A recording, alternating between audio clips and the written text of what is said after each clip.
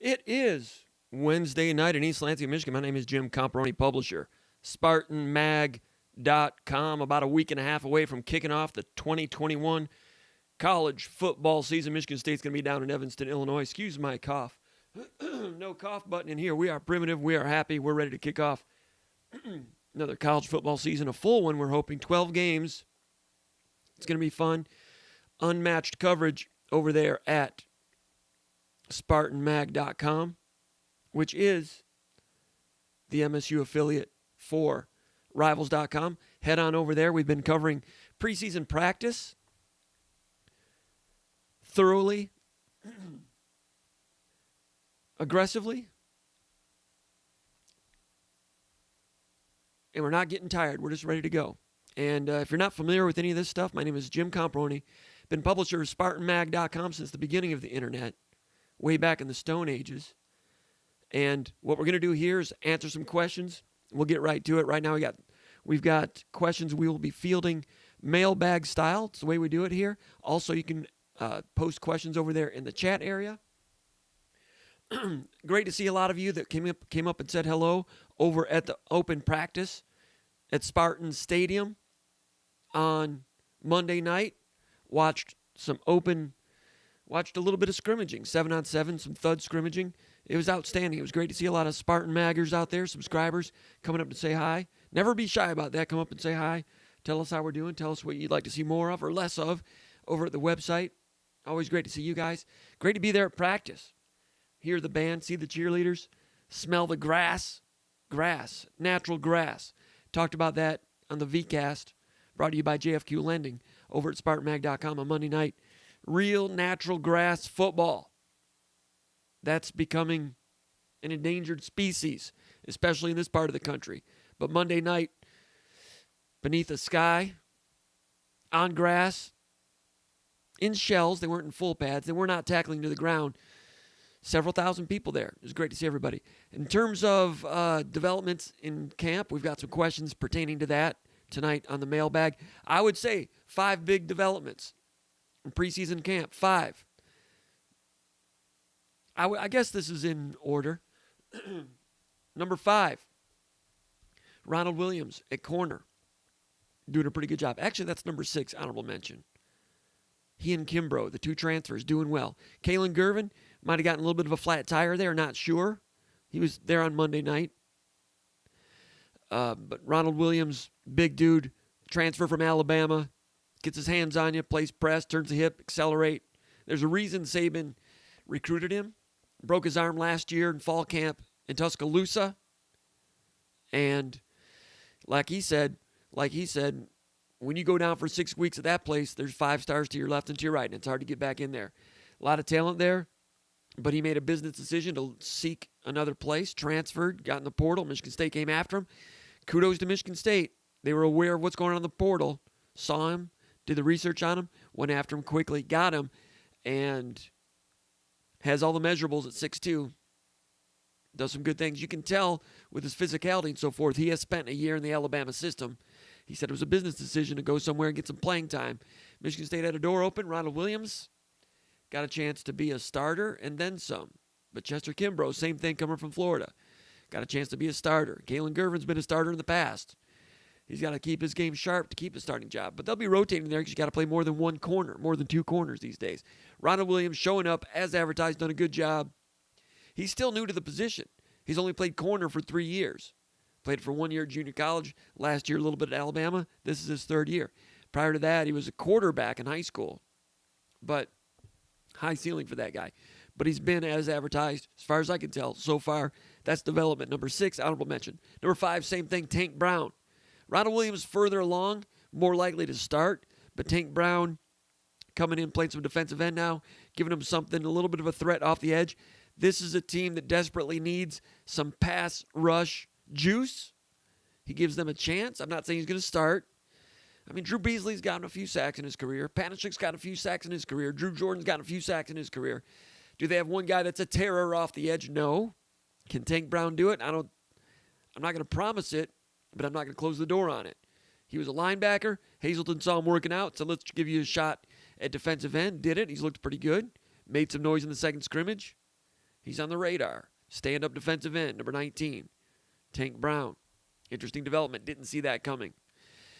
It's a guy that sat out all last year for Minnesota. Was a 4-star recruit out of St. Louis, Missouri. Is it okay to say Missouri? Development number 4. Connor Hayward. Connor Hayward reinvents himself every 6 months. Now he's a tight end, H-back, wants to do whatever he can for the team. And everybody knows he has hands. Big guy. Slippery with his route running. Wasn't going to play at tailback. And think about that, guys. Connor Hayward started at tailback last year. 2 years ago, was it his freshman year or sophomore year, I was saying, you know what, Connor Hayward is better than L.J. Scott. He looked good in one of those early season games and kind of hit his ceiling early. And as the season would go along, Connor would kind of maybe lose a little juice. Last year started at tailback because Eli Collins was a little shaky with COVID for good reason. They needed some help at tailback. Connor Hayward impressed the new coaches. Yes, sir, can-do attitude. Started. I mean, he's limited. But he was a starting tailback last year. This year, he wouldn't crack the top 4, I don't think, at tailback. So he moves to H. They need some help at tight end. He's got some pass-catching ability. They're not worried about keeping that secret. There's film of it. He's out there. You know, a lot of people over at the Underground Bunker message board have theorized that tight end could be a good position for Hayward. I wasn't so sure because I'm not sure how tall he actually is. They might list him at 6'2", 6'3". I don't know. But a program in need at that position, he does have hands. He has some size. So those of you on the bunker that have been saying that for a couple of years, you were right. And he's gotten a shot there, and he's been repping with the ones a lot. Tyler Hunt's still in there, started a lot last year. Gillison has started in the past. Was slowed by injuries last year, but Gillison is still in there. Dropped a pass on Monday. I mean, Gillison's got some ability, but still needs to snap to attention, come through the fog a little bit. There's some competition there. Powers Warren, transferred non-scholarship guy from Mississippi State. His dad is the commissioner of the Big Ten. Made a play in the second scrimmage. He's on the radar. But Connor Hayward moving to H, and as far as I can tell, he's first or second string in there. That's development number 4. Malik Carr, also at tight end, got on the field this week. Big body guy, giving a lot of effort. Has a lot to learn there. Type of guy that I think could start making an impact maybe later in the season, maybe not right away, because he's got a lot of talent. He's ornery. He's got some size. Can he do all the things needed to block at that position? I'm not sure. You know, I don't think you're going to put him down in a three-point stance, attach him to a tackle, and run power to his side. It's something you need to be able to do so that you've got strength. You've got mirrored strength to either side so that if he is on the field, they know it might be a run play. Whereas right now, if he's on the field, I don't know if it's a run play. They've got to get to the point where it can be balanced either way with all personnel. Easier said than done. On Monday night, you saw him flex out. Hey, James Bannon, 20 in the personal sponsorship jar. That turned up a little bit loud in my earphones. Hope that didn't scare anybody. James Bannon coming through with a personal sponsorship. Appreciate that. Let's see if he's got a question. If so, his question goes straight to the top. No question from James Bannon, but James, if you've got a question, throw it up there, and we will get to that first. Appreciate that. All right. By the way, if you're not already a subscriber to this particular channel, do it. Give us a thumbs up. Also, we appreciate that. Is it allergy season? It's always allergy season for me. Anyway, apologize about that. I'm not a professional broadcaster. Never claimed to be. I act like one or try to act like one on the internet. Thanks for your patience. SpartanMag.com. Become a subscriber. Head on over there. If you don't know, and if you've never done it, and you're Spartan Mag curious, go over there. 30 days for free. Try it for 30 days. Test drive. You'll like it. You'll be on there a lot. Your family won't see you anymore, and they'll thank me for that, probably. Anyway, development number 3. Number 6, honorable mention was Ronald Williams. Number 5, Tank Brown. Number 4, Connor Hayward. Number 3, Montori Foster, wide receiver. Lakewood St. Ed's, former basketball player. You probably know the backstory on him. Big type of receiver, good basketball player, decided to go out for football at Lakewood St. Ed as a senior. one of the top high school football programs in the Midwest, went out and lit it up. Had about 40 catches, all state. And Michigan State got in on him as a late bloomer. Michigan State, with their ear to the ground, with a lot of networking in the state of Ohio and the previous staff of Mark D'Antonio, got in on him. Kind of 11th hour type of addition to that recruiting class. Might end up becoming one of the more productive members of that recruiting class. Last year got on the field a little bit special teams, bounced over to corner a little bit. They wanted to get a look at him over there because they were low on corners. I think he really wanted to stay a wide receiver and made that known, so he stayed a wide receiver. And if you're going to stay and buck that, you better make something happen. And coming out fall camp, I wasn't expecting it, but all of a sudden we were out there 2 weeks ago. They roll out the starting 11 on that particular day. It's not a depth chart, it's a rep chart. But on that day, he repped with the ones at wide receiver along with Naylor and Reed. And I was like, 83? Who's 83? Montori Foster. No kidding. Wow. He's out there with the ones. They went out and did some 11-on-11 scrimmaging, thud. Had video of that over at SpartanMag.com for the subscribers. Did not put that here on the YouTube site. Put it over there, kind of behind the pay fence over there. Got to do something for the subscribers, right? Got to keep them happy. We do these things on YouTube to try to get more subscribers over at SpartanMag.com. We appreciate you guys. So anyway, he trots out. I was on the sideline. They go through, do about 5 or 6 plays. They trot off the field. Peyton Thorne's running with the ones. Gives 83 a high five as they come off. So that was a new development there. Didn't mean he's first string, but for him to get that type of run with the ones that day, that was an eyebrow opener. And then later the coaches were talking about some of the things that he did, or one of the guy as being a guy that stood out a little bit. Mel Tucker mentioned him. Then we saw him Monday night. I saw him, kind of make a somewhat difficult play look routine on one occasion. So he's got that high ceiling, and he keeps escalating. So Montori Foster development, number 3. Number 2, might surprise you on this, but I'm going to say Jaden Reed. Jaden Reed's been good, was really good at Western Michigan as a freshman 2 years ago, had to sit out as a transfer 2 years ago. Asterisk, if he had transferred to some other programs, I have a feeling he would not have had to sit out. Sat out at Michigan State. Michigan State could have used him in 2019. Remember how bad that offense was? Had some injuries to Jalen Naylor and some others. Did Cody White get injured that year too? I can't remember. Could have used Jaden Reed, but NCAA said, no, he can't play Michigan State. D'Antonio didn't appreciate that. Sits out, plays last year, had an impact. Now he's had a full year with that strength and conditioning program that we keep hearing about. But you've seen the before and after pictures with a lot of these players, especially Jaden Reed, a guy that was already a jet, physical fit. And that guy's taking it up a notch, his body and so forth. So now is he quicker and faster? Maybe so. He's starting to high point the ball. He's always high pointing the ball pretty well, but he's been good and he's taking it up a notch. So Jaden Reed and then some. You thought you knew what Jaden Reed was? It might be more now. I mean, he's looking good. So I'm going to put Jaden Reed and then some as my number 2 development. Number 1, it's what everybody's talking about. The development is that there's no developments in the quarterback race. Looks like a Thorne and Russo going back and forth. I don't know. I think Thorne's was number 1 in the spring. And on the rep chart, it looks like he reps number 1. It seemed to me that there was a little bit of a gap, but then Russo rallied. Between me, you, and the fence post, I wasn't there, but I heard Russo kind of did a little bit better in the second scrimmage. Don't tell anybody I said that. But Russo was rallying. I did say that on the message board this week. I didn't want to put it in those terms. But I know nobody here is going to keep it secret or whatever. But it's what I heard. If it's not true, no big deal. But Peyton Thorne, everybody loves him. Teammates love him. Fans love him. And did some good things last year in his start against Penn State. Both of those guys are pretty good, man. Both of those guys are capable of playing winning football. Now, can they carry a team by themselves? Nobody can carry a team by themselves. You know how good Drew Stanton was? He didn't have a defense, and they're always putting him behind the 8 ball. He couldn't carry the team, and he's an excellent player.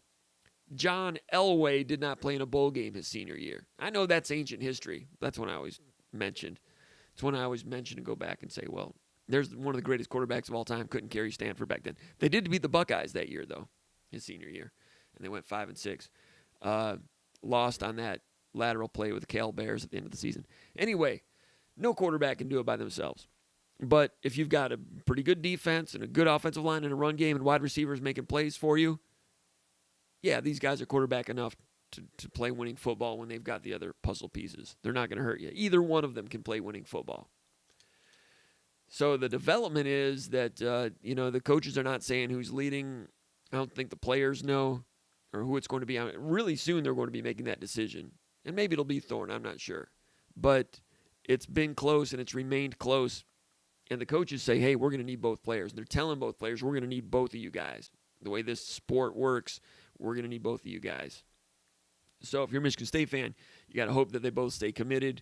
And I think I see no reason why they wouldn't. But you have to hope they stay committed and pulling in the same direction. And Michigan State may very well need both of them. And they both may need to play a little bit to get a better idea of who's number one and number two. A lot of people criticize a program for not choosing someone and just going with it. Well, that sounds great. Yeah, let's choose one and go with it. And, some people have criticized D'Antonio for going back and forth with quarterbacks in the past. He was looking at it, trying to figure out who was the best, and it was so close that he took it into September and took the decision into actual game time specimens. But I think some people are like, no, that's not the way to do it. In 2013, you just got to pick Andrew Maxwell and go with it. Nothing against Andrew Maxwell. But Michigan State went through some growing pains early in the season, ended up settling on Connor Cook. Went to the Rose Bowl. Yeah, but they should just pick somebody and gone with it. They were stupid. I don't know. Or, that year when Kirk Cousins and Nickel were going back and forth, that was close. And Keith Nickel was good, and they're back and forth, and Nickel would come in and do some things in relief, and they were back and forth. And yes, it cost them a game or two. I think it cost them the Central Michigan game. And what year was that? 2008? They were both sophomores. It was a great battle. They ended up going with Kirk Cousins. Kirk Cousins ended up being an NFL quarterback. A very good college player. And I still think Nickel could have been real good too, but they had to play games to figure that out. And Keith Nickel, thumbs up to him for accepting a change, hitting the weight room, and trying to contribute as a wide receiver. It's a good Spartan right there. Am I allowed to say that? I'm not a Spartan dog. The Spartan dogs that are out there that are watching, you're the real Spartan dogs. But I'm not allowed to. I don't know if I'm allowed to anoint someone a good Spartan, but Keith Nickel certainly was and helped shape that season, shape that program that ended up 2011 beating Georgia in the whatever the bowl game that was in Florida, finishing in the top 10. Almost got to Pasadena that year in 2011. Keith Nickel had a lot to do with that. But if you don't know, you got to let it play out in the season sometimes. I mentioned this in the VCast the other day. When did Notre Dame win the national title with Joe Montana and Vegas Ferguson and those guys? Luther Bradley on that team? Did they have Ross Browner on that team? Golick? Did I say Vegas Ferguson? Haynes? Was Haynes the wide receiver out of Brother Rice on that team? McAfee? Was McAfee on that team? Tight end? Anyway, that year, I think Rusty Leash was the starting quarterback for the Irish that year. And they lose to Ole Miss or something like that? They ended up settling on a gentleman named Joe Montana. But no, there's a school of thought out there that says, no, you pick your Rusty Lish and you stick with him. I don't care if you have Joe Montana. Someone might say, well, you should be smart enough to know that Joe Montana's your quarterback.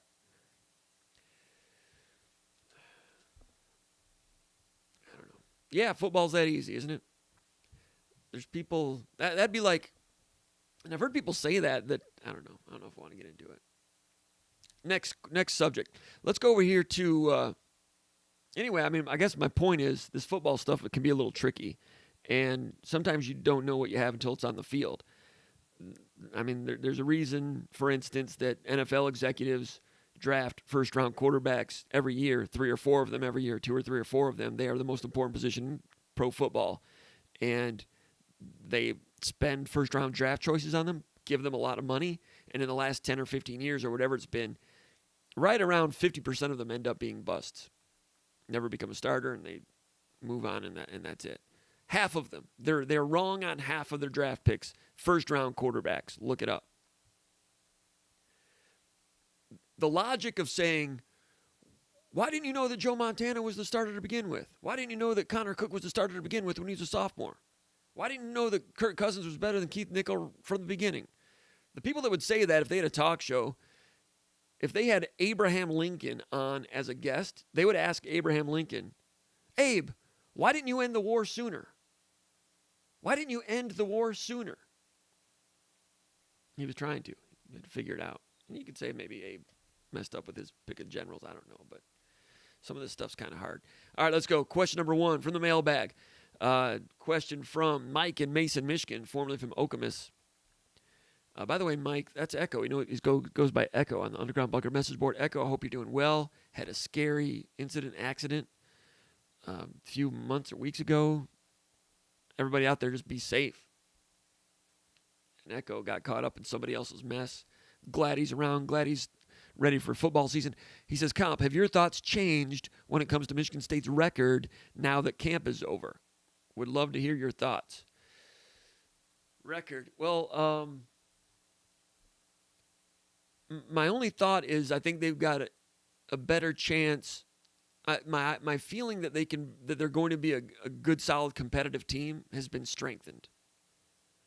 You know, just watching them, you know, in the 11-11 the other day, and I took some video of it and went back and watched it again and watched each position here and there, trying to read jersey numbers. I'm not always real great at reading jersey numbers.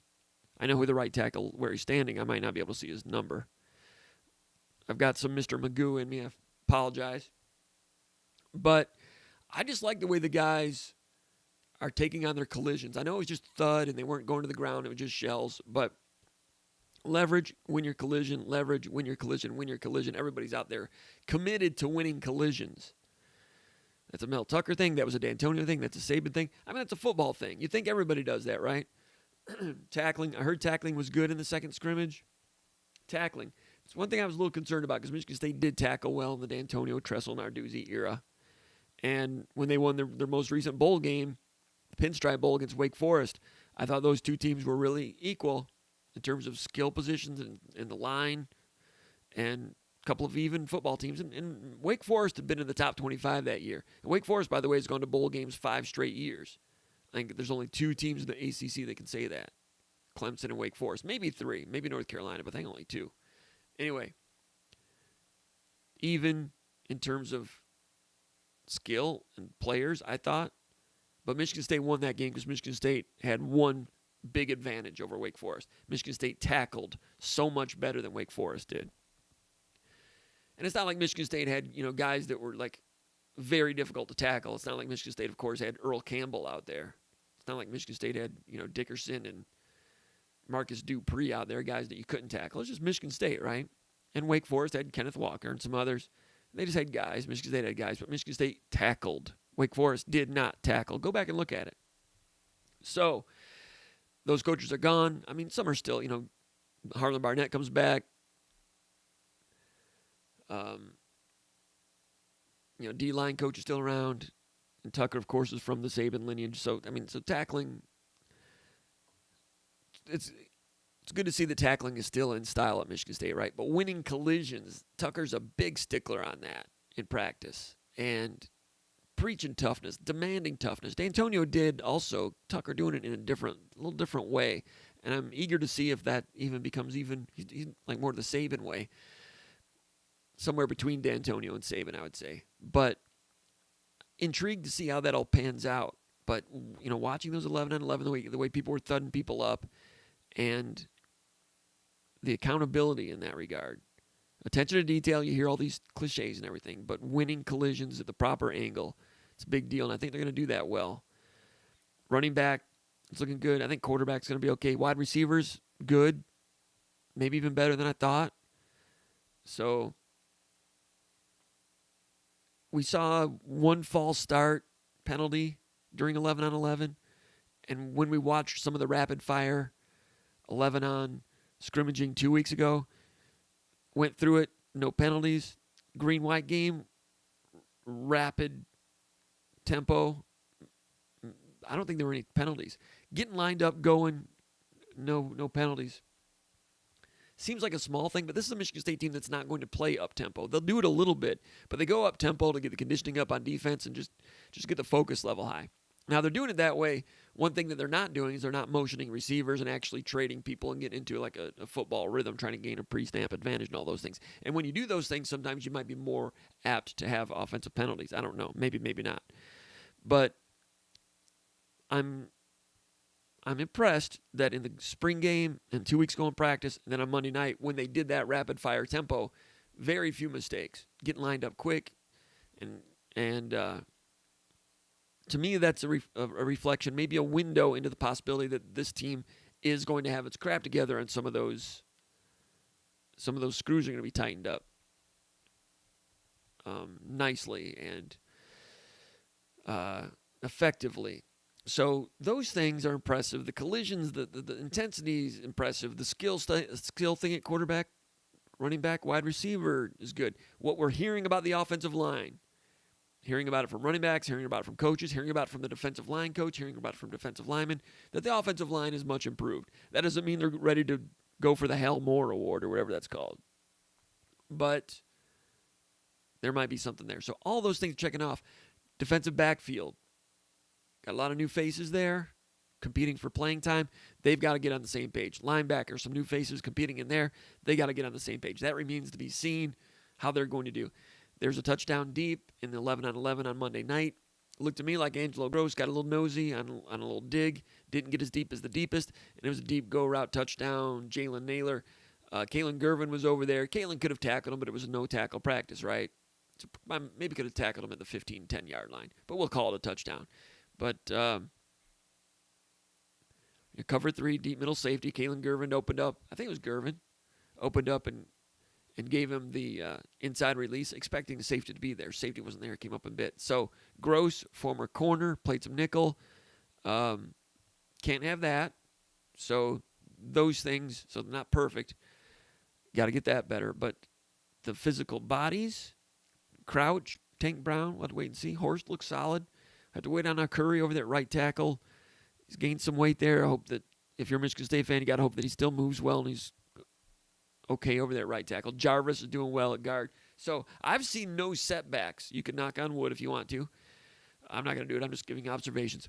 So I mean, what I've seen has strengthened my thought that they can be a good competitive team almost every Saturday. I don't know if they can compete with Ohio State in November. Not sure. In terms of the record, I'm thinking 6-6 is possible, 5-7. So if 6-6 is possible, that means 8-4 is possible. It also means 4-8 is possible.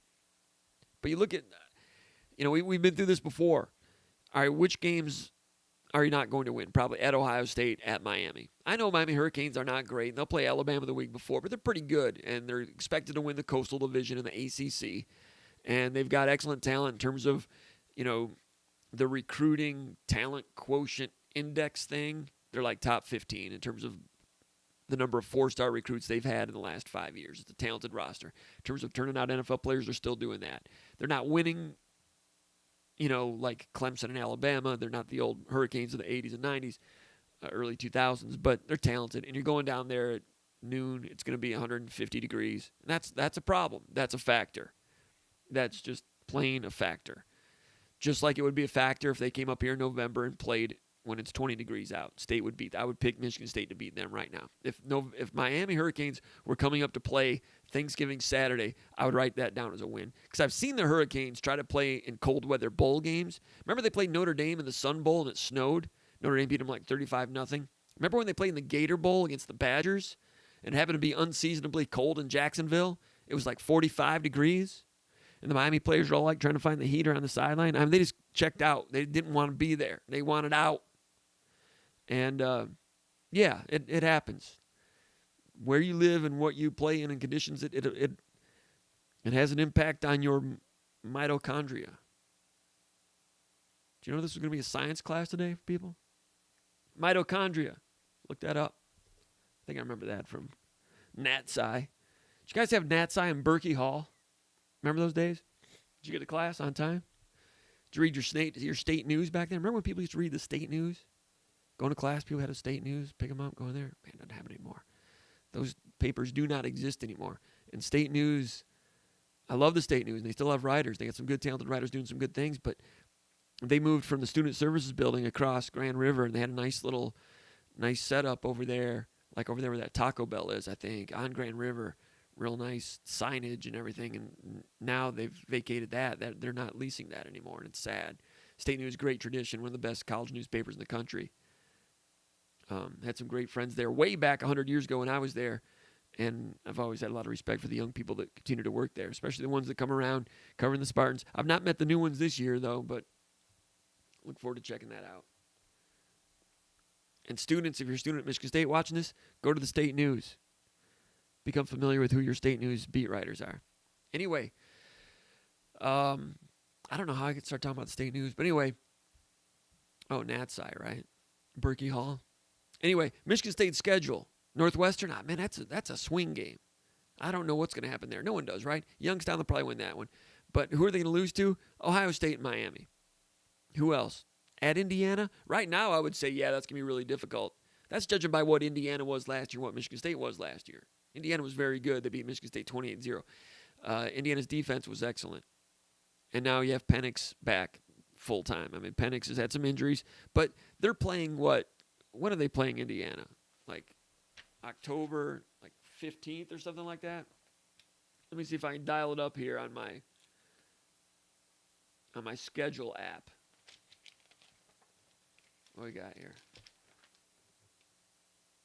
At Indiana, October 16th. That's just before a bye week, October 16th. And you got Purdue November 6th.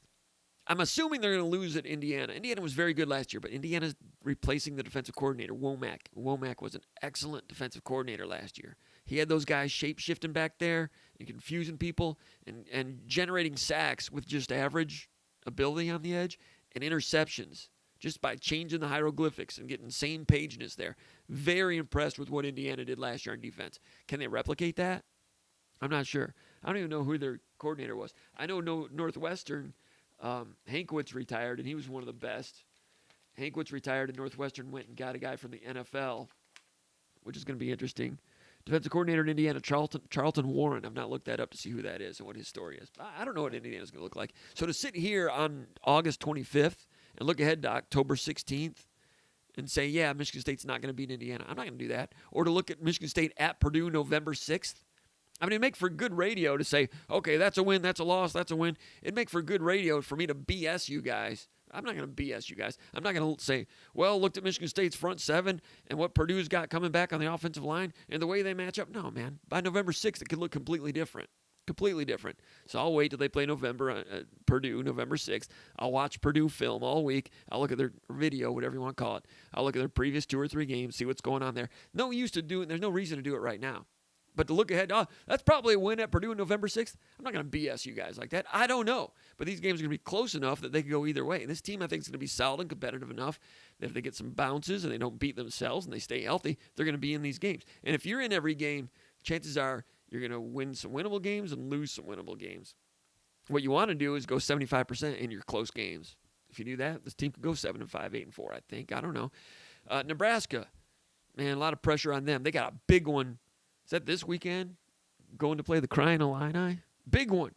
That's going to be fun to watch, people. I don't know about you guys. That's going to be fun. Bielema ball in Champaign-Urbana. That's going to be fun. Nebraska coming in biting their fingernails. Huskers against the world. Internal revolution going on in Lincoln. Wow. So what's Nebraska going to look like by the time they come to East Lansing in week number 4? I mean, they could be... is he still a coach by then? They lose a couple games. I don't know. Western Kentucky, they were 5-7 last year. Tyson Helton is the coach. I didn't know that. Second-year coach. He's the younger brother of Clay Helton, the coach at USC. This guy, Tyson Helton, he used to be offensive coordinator for Tennessee in 2018. Interestingly, Western Kentucky plays the Hoosiers the week before they play Michigan State. Michigan State plays Western Kentucky, then Michigan State plays the Hoosiers. So you got the Hilltoppers and the Hoosiers and the Spartans playing a little 3-team round robin there in a matter of 2 weeks. In early October. Nothing against Western Kentucky. They've been pretty solid, whatever. But they should not be playing a Big Ten team in October. But that's what you get when you schedule Michigan State versus Northwestern September 3rd to open the season, because that opens up a date later in the year, and you got to plug a non-conference bye game in there. Bye, I mean B-U-Y, a guarantee game, a cash game. So that's going to be a night game. I don't know. Anyway, so, I mean, Michigan, what's that? Michigan State's going to have a bye week before that, so that's like October 23rd, whatever it is. What the heck's Michigan going to be by then? I mean, if they win some games, they can get rolling. I don't know. They got some talent. More likely, they start losing, and it becomes an earthquake of doubt. And he lost that team last year. I talked about that in the last SpartanMag Live. That when they played Wisconsin last year, Michigan quit. I've never seen a Michigan team on defense quit like they did against the Badgers that day. and they never recovered the team. That's why they chickened out of those games late in the year. I know. They were test. Okay, whatever. Whatever makes you feel better about yourself. They didn't want to play those games. And they were smart not to play those games because Iowa would have killed them, and then Ohio State would have buried them. They'd have been dead and buried, and they'd have a new coach. Maybe, I don't know. But Iowa was good by the end of the year last year. But so Michigan, I mean, if they lose the team again, Michigan coming in here, I'll take Michigan State to win that game. I'm not saying Michigan State's got the more talented roster, but in the manly art of tackle football, if you've got one side with 85 guys that are still together and hitting and cracking and winning collisions and tied together with a bond and with a certain will, and you have this other team that's quit, I don't care how much talent they have. This team is going to win. I'm not saying that'll be the case then, but it could be. And it's happened to Michigan State before where Michigan State has lost their team and they've gotten hammered by other teams. I've seen it happen. You cover this team and this conference long enough, you'll see those things. So what's Michigan going to look like by the time they come here? I don't know. It might not be good. And then Michigan State goes at Purdue. I don't know what's Purdue. Maryland famously looks really good for a game or two in September. And then I don't know. I'm not really sure what happens. For entertainment purposes, I would have loved to have seen Michigan State play at Maryland last year. That game was canceled at the end of the year. That would have been interesting. But we got the Tagovailoa kid, Navratilova. What's his name? Got a lot of talent. I don't know what Maryland's going to look like on November 13th. We know what Ohio State's going to look like November 20th, right? Penn State, by the end of the year, they'll probably be pretty good. I mean, the time to get Penn State last year was the beginning of the year, right? But all these games are swing games. Nebraska, I don't know. Northwestern, I don't know. Indiana, I don't know. Michigan, I don't know. Purdue, I don't know. Maryland, I don't know. Even Penn State, I don't know. I got about like 8 I don't knows in there. And I don't mean to be waffling and not giving a prediction, but this is college football. It's why it's popular. That's why it's intriguing and interesting. That's why you're a fan of it. It's because you don't know. And Michigan State is classic don't know right now. It could end up pretty good.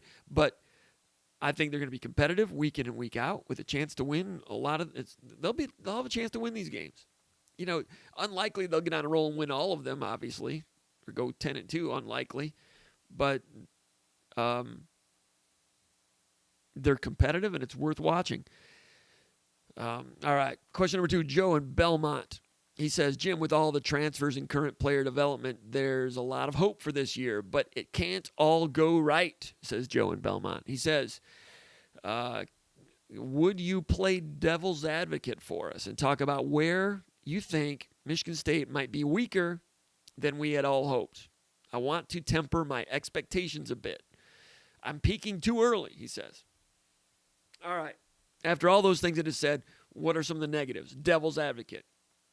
Your basic, all the other cliches, sloppiness, turnovers, penalties. Punt coverage last year, problem, right? Punt coverage. Saw them working on that Monday night. Dropped passes. That's hurt some seasons in the past. Didn't see it. I tell you what, I was watching 7-on-7, and we've got that film also we're going to put on SpartanMag.com. Maybe I'll put that together tonight. We've shown some of the 11-on-11. I've got some 7-on-7 also.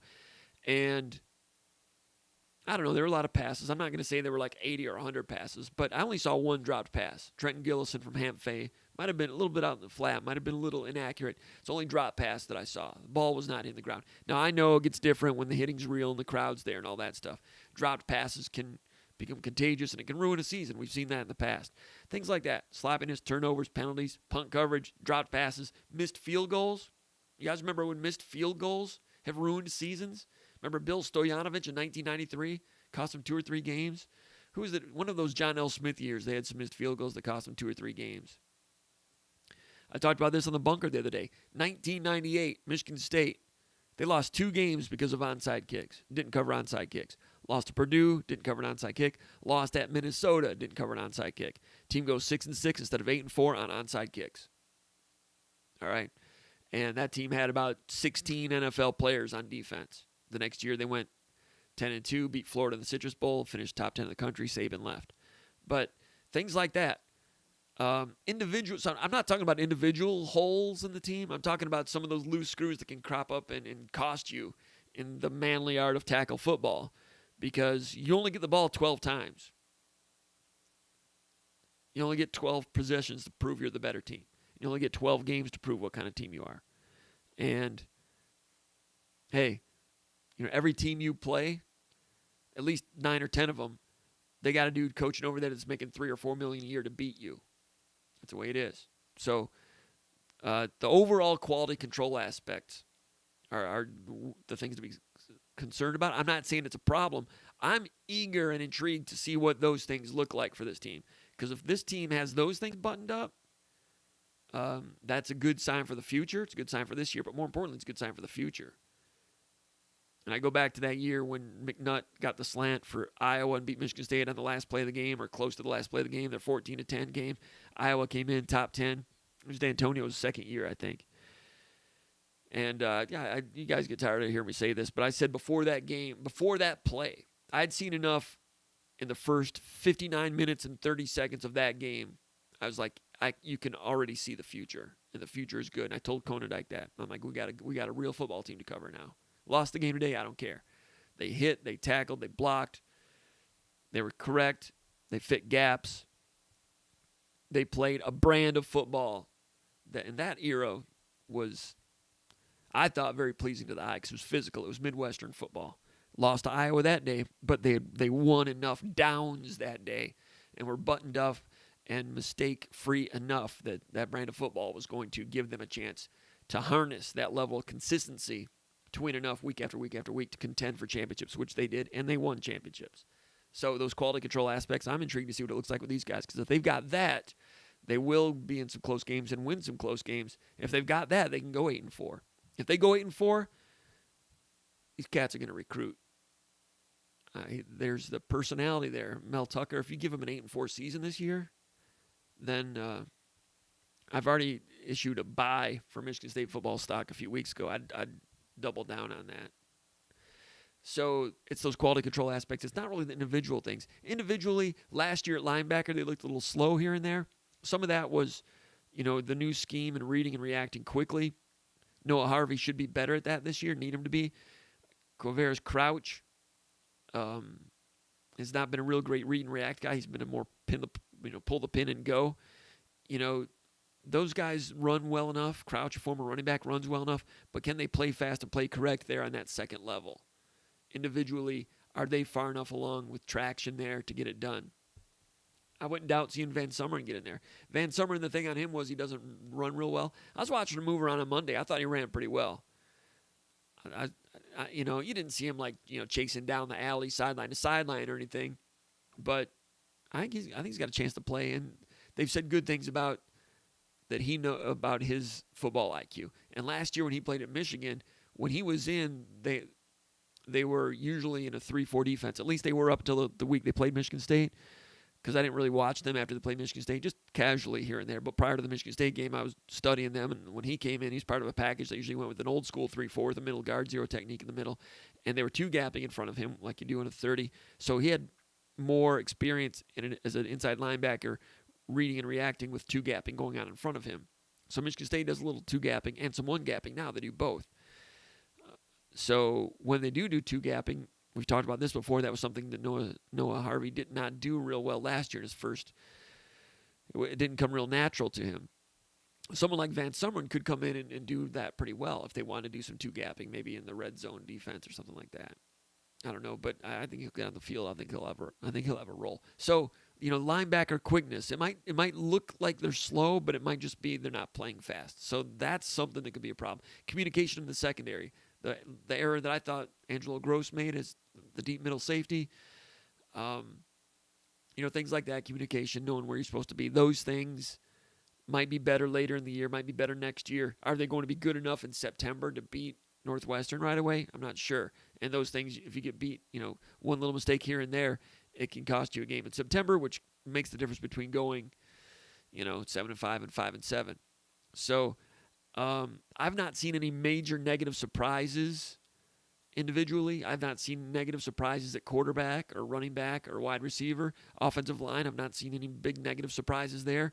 D-line. So I'm not seeing anything individual talent-wise that, would dampen my forecast about reasons to be, optimistic. Now, and we're talking about a team that everybody's picking to finish last in the Big Ten East. And I don't argue with that. I mean, Maryland, probably a little better last year. I don't know. Rutgers, they beat Michigan State last year. So I can see why people would not pick Michigan State to do much. But they're right there with Rutgers and Maryland. Indiana's better. Michigan, not sure, right? Crossing over, playing Northwestern and Purdue, right there with them. I mean, Northwestern was a top 10 team last year. Last time we saw the Wildcats play, they beat Auburn in a bowl game. But when they came to Spartan Stadium last year, Michigan State beat them. Stopped the run. That day, Michigan State had an advantage in turnovers. I was watching a little bit of that game this week. Forgot that Michigan State had like a 4-1 advantage in turnovers. And there was one play. All right, Michigan State took a 7-0 lead. Deep, Jalen Naylor touchdown, 75 yards. Took a 10-0 lead. Interception, Shaq Brown. Remember when Shaq Brown went and got an interception and knocked the dude cold while he made the interception? I think that was the play. And there was some contact before that, and a flag came in, and everybody thought there was pass interference on that, including Fitzgerald.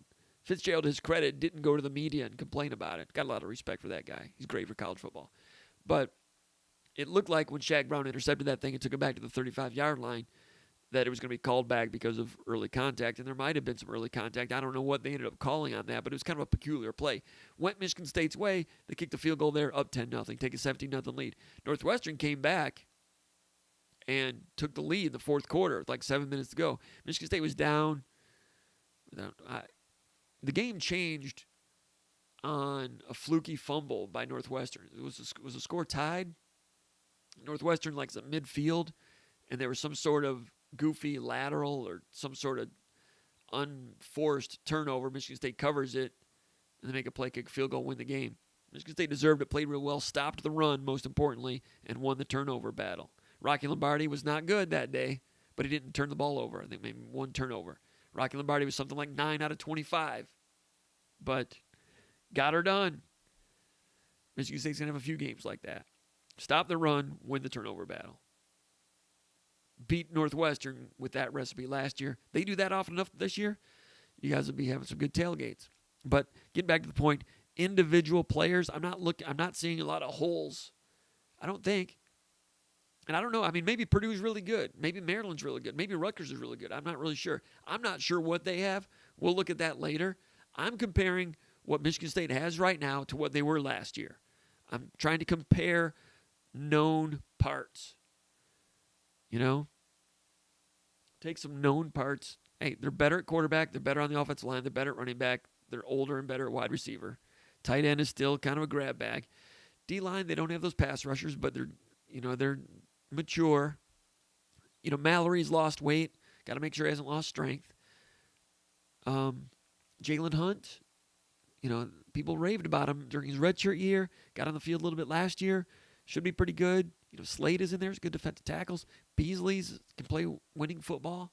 Panashuk, I thought looked pretty good on Monday. He's had a quiet camp. I thought it looked okay. Got Jordan coming in from Duke. Lost some weight. We'll see what he looks like. Fletcher, putting a little thickness on himself now. Strong enough. He's not going to get caved off the point of attack when they run the ball at him. He doesn't have that ability to bend and turn the corner and be a great pass rusher, but he's got some good straight line speed. He's not William Golston in terms of tremendous burst.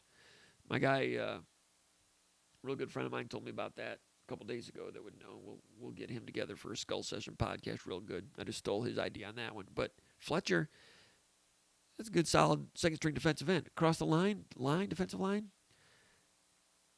I know they lost the defensive tackle, but the D-line should be better than last year. I think it's a good, solid, quality D-line. They don't have that terror edge rusher. If they did, the team might be good. They might be pretty good. We'll see. Linebacker, questions there. They got to get on the same page there. And the back seven, all that stuff. But, the individuals, Ronald Williams at 6'2", the kid from Alabama, looks like a dude to me. Chester Kimbrough, doesn't look bad to me. Kalen Gervin has started in the past, might not be able to start this year. That's not a bad sign. Xavier Henderson, a leader. He's played solid football in the past. He'll be okay. Got to bring Gross along. Got to bring him along. Got to stay healthy, all those things. But I don't know. So the known, your known specimens, your known commodities, what you know, Michigan State, this team will be better than it was last year. The record might be similar. The winning percentage might be similar, which was not good. They may have a poor winning percentage this year if Maryland is better than they were last year, if Rutgers is better than they were last year, if Purdue is back to being real good, you might get in a situation where your schedule is better than anyone realizes. I don't know. All I'm saying is they're better than they were last year. And I don't know. We'll see. It's going to be fun. I mean, Maryland being good. I kind of have a feeling Michigan State's going to be better than Maryland. Kind of have a feeling Michigan State's going to be better than Rutgers. Call me crazy. So Michigan State's going to be, I'm not going to say revenge mode against Rutgers, but they'll want to prove their manhood a little bit after what happened last year. And they lost that game on turnovers. Michigan State was like bad in a lot of ways that day. But, I mean, they didn't have, I mean, nobody had a real training camp. But so, I mean, college football was just a grab bag. You know that. But Maryland, you know, I don't know. I had another point there, but I forgot it. Question number 3, Cool Breezes from Parts Unknown says, hey, Jim, first time in a long time. Any word on how Kevin Wigginton is doing so far? Thanks. I'll hang up and listen. Wigginton, true freshman, offensive lineman from New Jersey. He's been here watching the show a couple times also. He was here last spring. And I told Kevin, I said, dude, I appreciate you being here, but if I can give you a little bit of advice, don't watch this stuff. This is all entertainment. We're media, fans. Turn it off. Go do your thing. That's what I told him. Good kid. But, you know, he's third string. He's an offensive lineman. I watched him a little bit, and he's just trying to survive. He's flailing around a little bit. Looks like a freshman. He's got a ways to go. You know, Kapilovic, the offensive line coach, said that Wigginton has surprised him a little bit. I'm not sure how to take that. Better than he thought he'd be? I don't know. But it's not like that guy's going to come in and like save the offensive line. The offensive line has a lot of veterans and a lot of veteran guards. They're going to be on the field. Question number 4, Nolan from Grand Rapids says, Jim, what percentage of Spartan Stadium do you expect to be full for games this year? How many fans? He says. Will there ever be 75,000 at a game this year? Or do you think it'll be closer to 50% full for games? He says, hoping for a packed house. Well, the Michigan game's going to sell out. Now, the first game is against Youngstown State, so that's not a draw. You've already played a game. And I was talking to Paul Shager about this a little bit, exchanging emails with him. He's athletic director for external affairs. I was trying to ask him about ticket sales, and they're not really divulging that. But usually they'd have a better idea what season ticket sales are going to be, 2 weeks until the first game. Well, they're not quite to 2 weeks before the first game yet. I don't know. They say student ticket sales are strong at 10,000, which is a good sign for them. But it's the first time since 2008, I think it is, that Michigan State is playing its opening game on the road. That year in 2008, they played at Cal Berkeley and lost an exciting game. But how you do in that first game can have a big impact on the rest of your sales. If they lose to Northwestern, whether they lose or beat Northwestern, I think, not scientific here, just spitballing here after being on planet Earth for 85 years and watching things. I think that how that game turns out against Northwestern will result in a swing of 10,000 fans for the Western Kentucky game. In other words, if they win, I think they'll be 67,000 for the first game. If they lose, they'll be 57,000. Is that true? Could they really do 50,000? Maybe not 57,000 with the first one. There might be enough interest for people that want to come back to the stadium. Haven't been to a game in 2 years. Maybe they'll want to. But with the COVID thing going on, dude, I don't know. Like I've always said, this is my first pandemic. It's my first pandemic. So I'm not really sure how to gauge some of these things, how everybody's thinking. I mean, when Miguel Cabrera was going for his 500th home run, Comerica Park was close to full. So among those fans, I don't think the COVID thing is a big concern. I think it could become a concern in the fall if there's a surge in this part of the country, like there was last year. That kind of goes with the weather. Surges down south first, then here. You guys don't want to hear my forecast about that stuff. You talk about really throwing darts at a dartboard. So you're asking what percentage? There will be a 75,000 seat game. That'll be for the Michigan game. And I'm expecting, those years when people are not excited about the coach, and that's not the case now, but, those like when John L. was, maybe not the end of the John L., that was kind of bad, but, the upper deck, it kind of gets empty in the upper corners. I kind of think that's what it's going to be this year.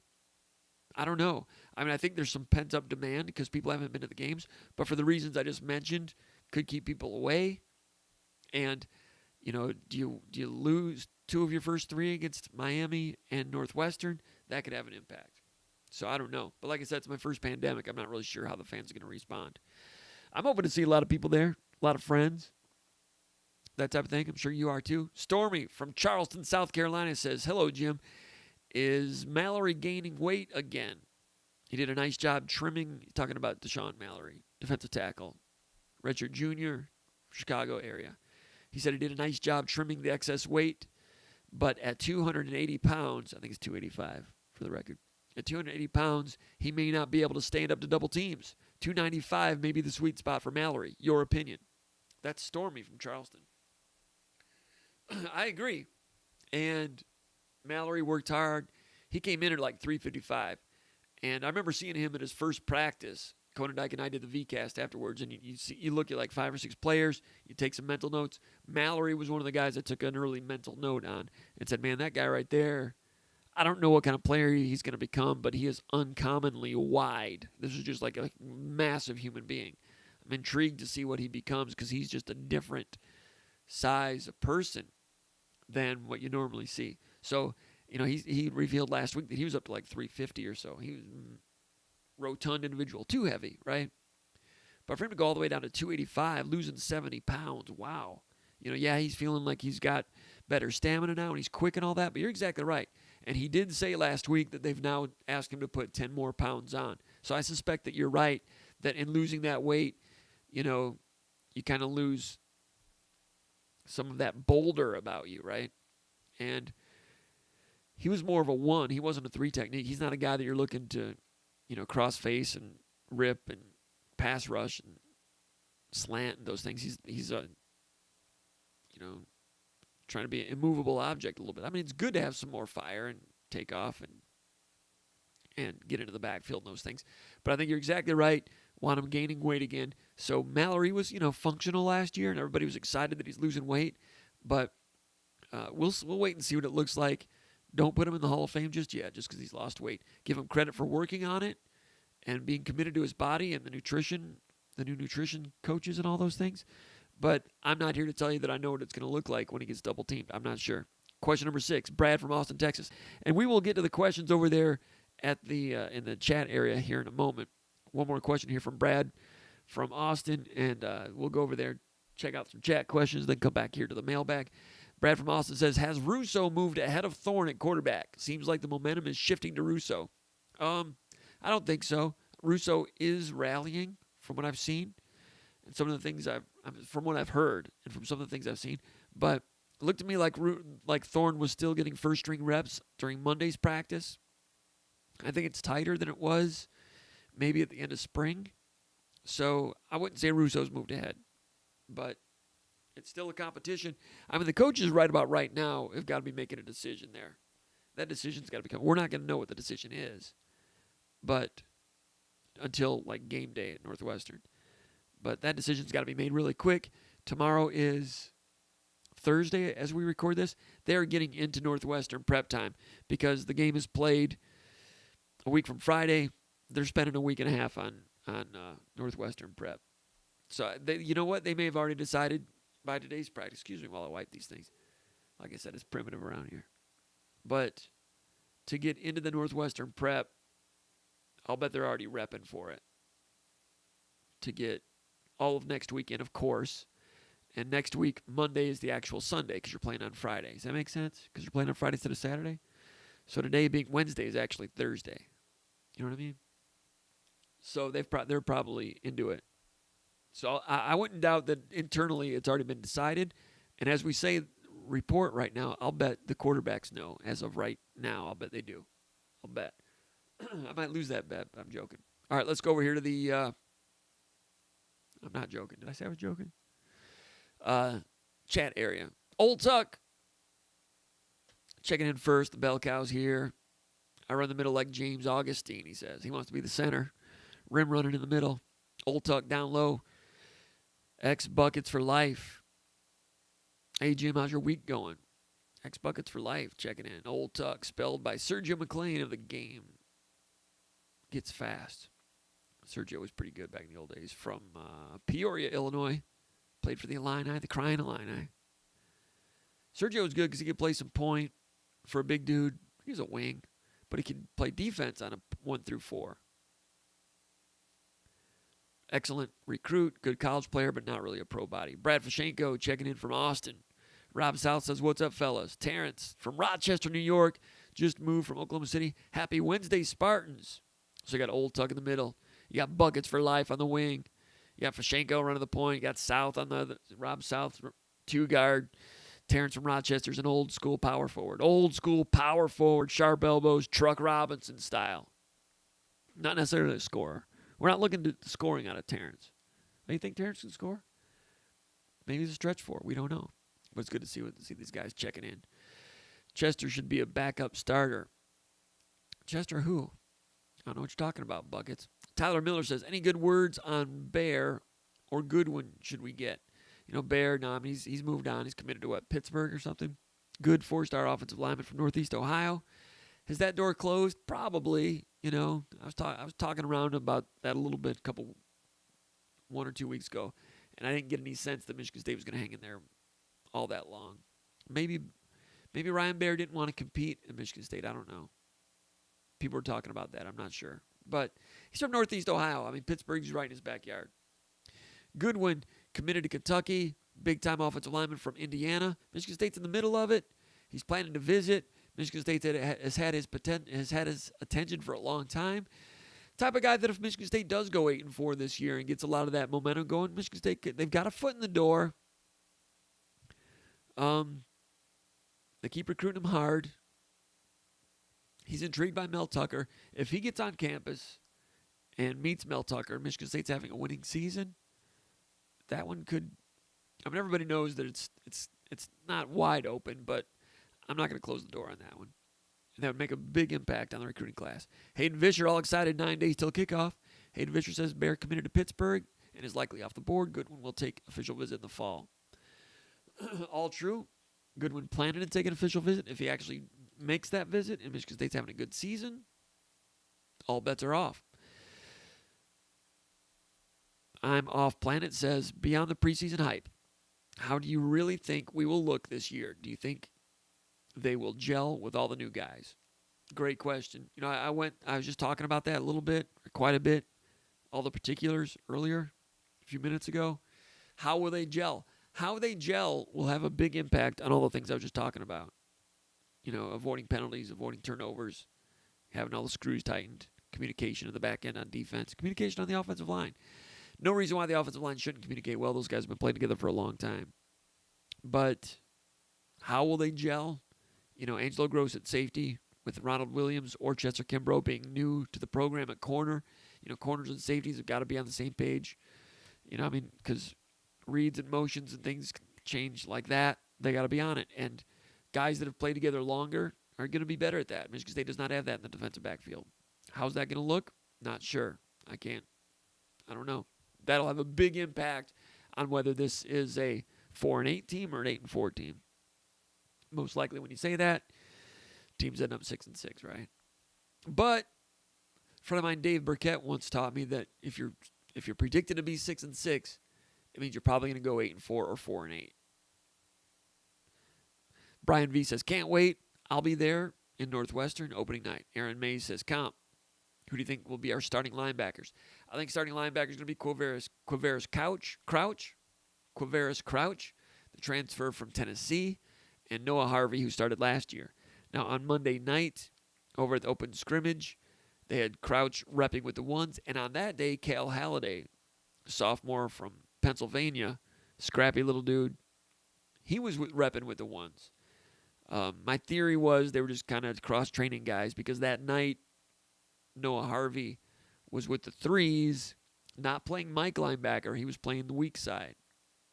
So I think there's cross-training guys, making sure that both linebackers can play both.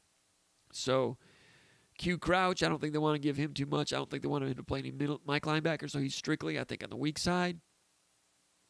They had Halliday in there with him in the middle. So, if you had an injury to Crouch and you feel like you're let's say Crouch, heaven forbid, like Crouch says, if he's out and you want to play, maybe you think that Halliday and Harvey are your two best linebackers. Well, is Halliday, can he play the weak side, or are you better off having Halliday in the middle and Harvey on the outside? That's what they're trying to figure out. So Harvey that day was playing some playing some weak side linebacker. But I think Harvey and Crouch start. I think Halliday is knocking on the door. I think Van Summeren is knocking on the door. And Chase Klein has played in the past. And Chase Klein played last year, and I think he was functional. So now that he's a year older, good chance he's better than functional. But I think it's gonna be. I'm expecting Crouch and Harvey, but there's gonna be some shuffling going on and off there. And if someone doesn't do well, someone else is coming in, and they've got. I'm not saying they've got proven good quality depth, but they've got candidates there. Cameron Trigg says,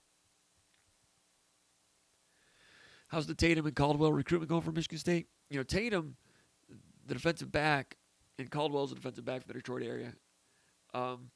Tatum's down to Michigan and Michigan State. Michigan and Michigan State. They play Friday they play Seaholm. Who do they play?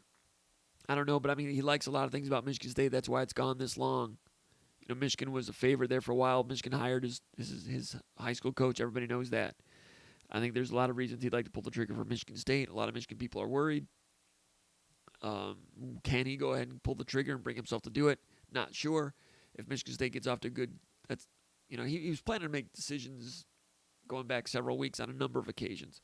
If he extends it into the fall, if Michigan has a bad year, Michigan State has a good year, that can help.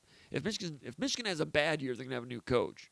So then that hype train will jump back up, and maybe the new coach comes in and tries to flip him if he commits to Michigan State. I don't know. There might be a lot of chapters still written on that one. So Caldwell, I've not heard a lot about that. A lot of these recruits have taken their eye off recruiting a little bit as they've gotten into preseason camp for their own season. And Michigan State's coaches, they recruit every day. And, Caldwell's a guy from Belleville, and Michigan State has liked him. They've recruited him for a while. They've stayed on him. But this time of year, players focused on their season, and Michigan State assistant coaches focused on the season, although they do a little bit of recruiting every day, even now, which tough time to do it. But Caldwell at Michigan State's been communication with him. He's a 4-star recruit, and 6'3", rangy, safety type of guy, ranked number 10 player in the state by Rivals.com. State's in there. They get those two guys. Michigan State right now has got a top 15 class. I'm not sure it's going to remain a top 15 class because there's going to be other teams that fill up their slots and move ahead as they go. But Michigan State's star average ranking right now, if they get a couple more 4 stars, they could have a top 30 class. But right now, it's trending positively because you look up the rankings, they're top 15, which helps. It turns some heads. George Page, formerly drummer of Surrender Dorothy, one of the great local East Lansing bands back in the 90s. George Page says, by the way, George Page, I think I discovered that my man PJ used to be a keyboard player for Surrender Dorothy. Am I right about that, George? That's what a little birdie told me. PJ's pretty good basketball coach around here. Rankings in their top. George Pate says, I'm headed to Evanston on Friday. Anyone else going? Will there be a lot of green in that stadium? There's always a good number of Michigan State fans at the Northwestern game down there. Night game, kicking off the season, Friday night. I got to believe it. I got to believe a lot of, there's so many Michigan State people in Chicago, people ready to get out and get about. Yeah, I think it's going to be the usual number, which is a good showing. I've been to Northwestern a number of times for games. In 2019, there's a decent number of Michigan State fans, but maybe not as many as, like in earlier years when Michigan State was really contending for championships. Was it the year in 2015 or 2013? maybe 2015, when it was like really cold there at Northwestern. Late in the season, Michigan State clinched the division, I think, at Northwestern. It was cold that day. I didn't go to that game. My man Hedger subbed for me. Hedger and Konendijk did the V-cast from frigid Ryan Field down at field level. They looked like Arctic reporters. I stayed around here to go to my daughter's basketball clinic. So I missed that one. Gordon Tanona is here. Gordon Tanona says, Comp, you're better than Paul Feinbaum. You think so? I don't know. Paul's got a pretty good gig there. It's interesting to watch Feinbaum because he really got his thing going in Alabama. All he did was he had a radio show, and he let Auburn and Alabama fans just rip at each other. And he just sat back and opened the mic for them back and forth. And they just ripped at each other. Got a following, wrote a couple of books, placating to his audience. Well, I mean, he's never written anything that he doesn't believe, I don't think. So he believes all that stuff. That's great. And now, I was listening to him today when I was driving around, and people call up and say things, and he kind of lets it sit. He doesn't really challenge them. He just lets it. He just lets people throw stuff on the wall. He says thanks. Goes to a commercial. And down there in that part of the country, that usually sparks flames back and forth. It's been an interesting model that he's done. Detroit Spartan says Foster is a freakishly talented athlete. Talking about Montori Foster. So where does that? In that regard, there's been people like, Keyshawn Martin, who played quarterback in high school, came to Michigan State with a lot of quickness and ability and polished it up, became an NFL player. Who was the corner? Gosh, I can't remember the corner. Played for the Dolphins, played wide receiver and corner. Played quarterback in high school. Not Curtis Drummond, the other guy. Dang, why can't I remember? Anyway, someone will post it. That guy was a different type of athlete. And I'm drawing a blank. And sometimes those guys that are, whether it's like those quick twitch athletes like Martin, or it's kind of a jack of all trades like that guy. Sometimes those guys come in with just, you talk about diamonds in the rough, and you don't know where the ceiling is going to run out for those guys, if I can mix metaphors. Diamonds in the rough and high ceilings and all those things. Montori Foster, diamond in the rough, high ceiling. Where it's going to end up, I don't know. But those two cats went to the NFL. Those two guys were quarterbacks in high school. This guy was a basketball player until now. Remember Chris Baker, tight end? He was always a basketball player in New York City. Moved to Saline, I think it was. Played a little bit of football late in his high school career. Michigan State, Saban era. Got him as like a diamond in the rough, 2-star recruit. Redshirted him, loved his hands, route running. Not unlike Connor Hayward, as a matter of fact. Baker's a little bigger. Baker become an NFL player. All right, I'm sure somebody got the name for me. Lippett, thank you, Sean Ferry. Tony Lippett. I suck, man. All right, James Bannon says, what do you see as the possible difference between the offensive scoring and defensive points allowed this year? Wow. By the way, James, thanks for the sponsorship earlier in the program. And I think you put that question right after you did your super chat, and I kind of missed it.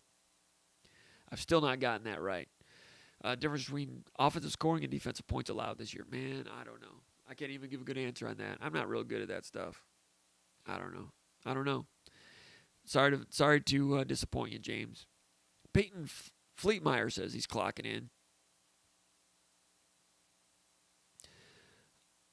Omnivore says, my favorite Michigan pumpkin beer just at the store. It's officially football season.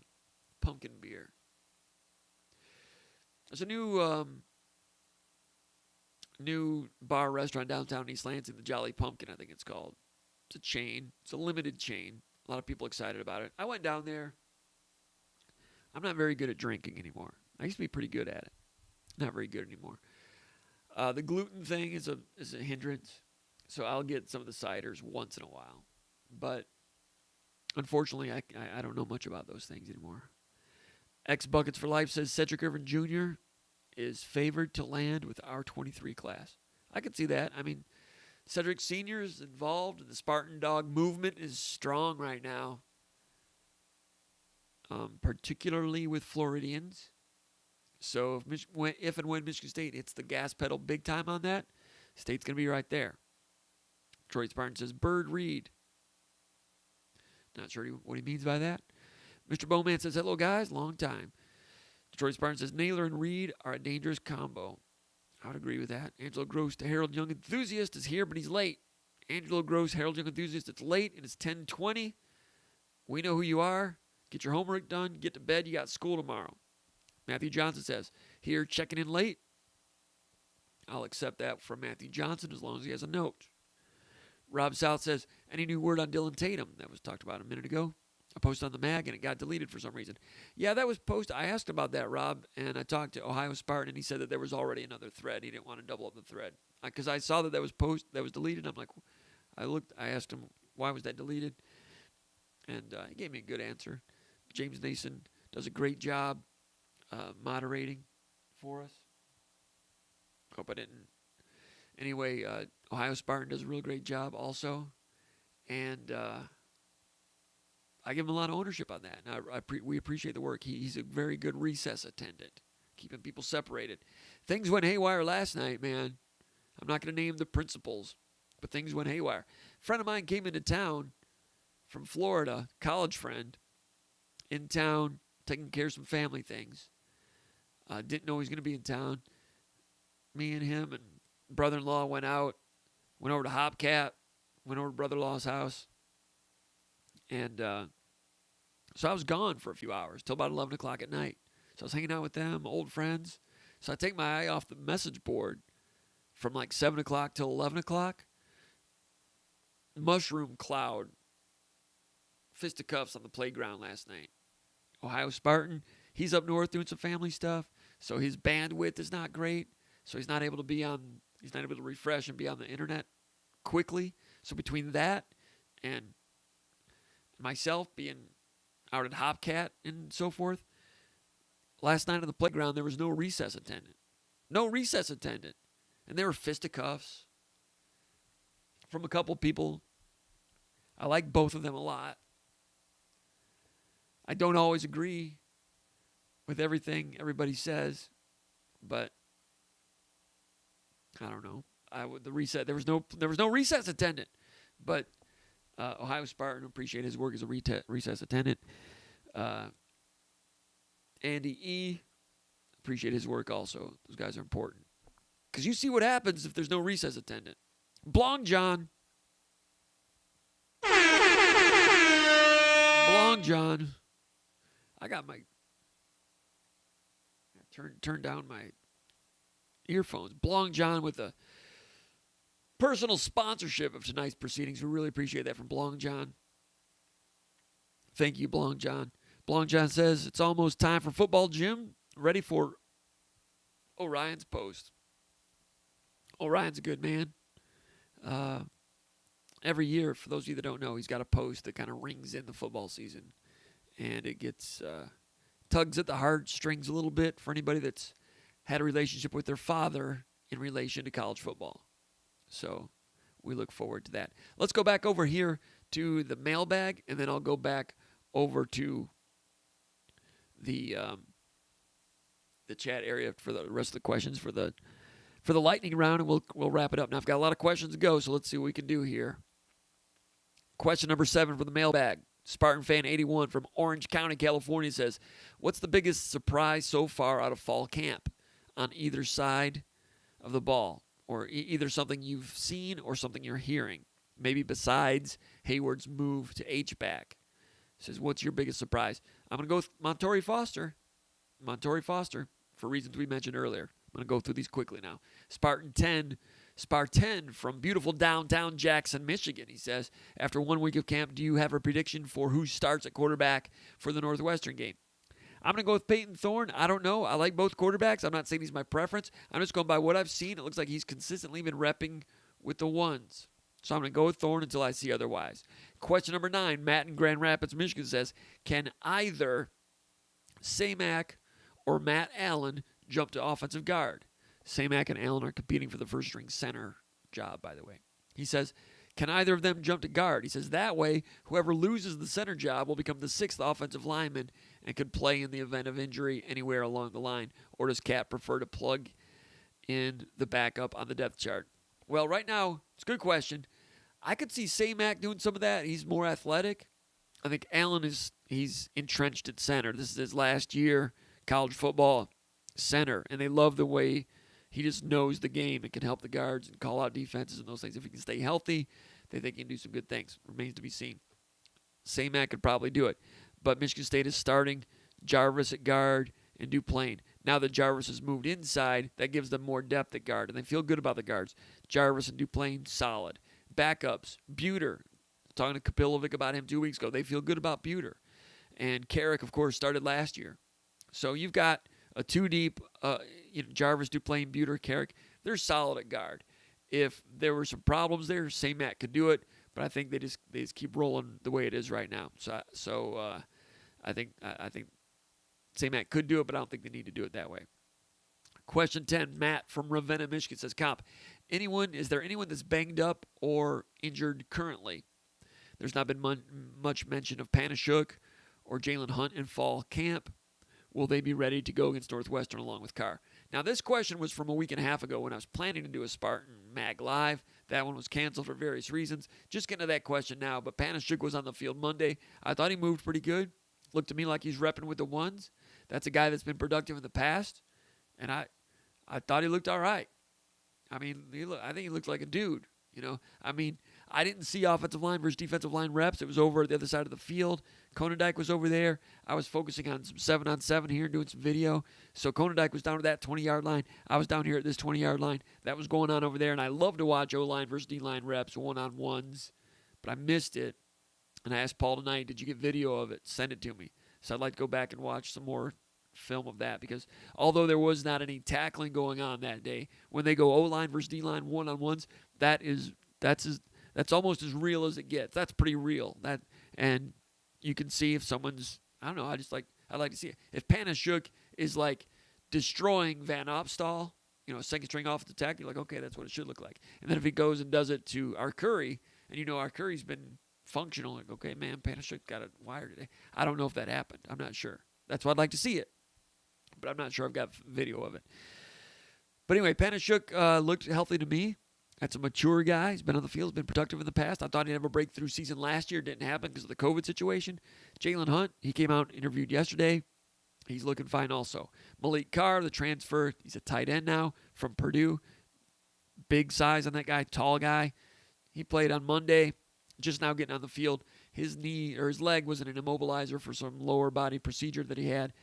Was coming back slowly at the beginning of camp, and then this week, he's more going full blast. Like I said earlier, might be a guy that doesn't really make an impact until later. Just got to go baby steps with him.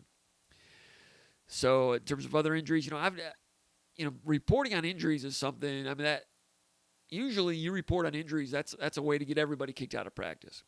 And I'm old enough to be very cautious about that. Other people show up at practice and they tweet out, that this guy's in a cast and that guy's hurt and this guy's hurt. I'm like, man,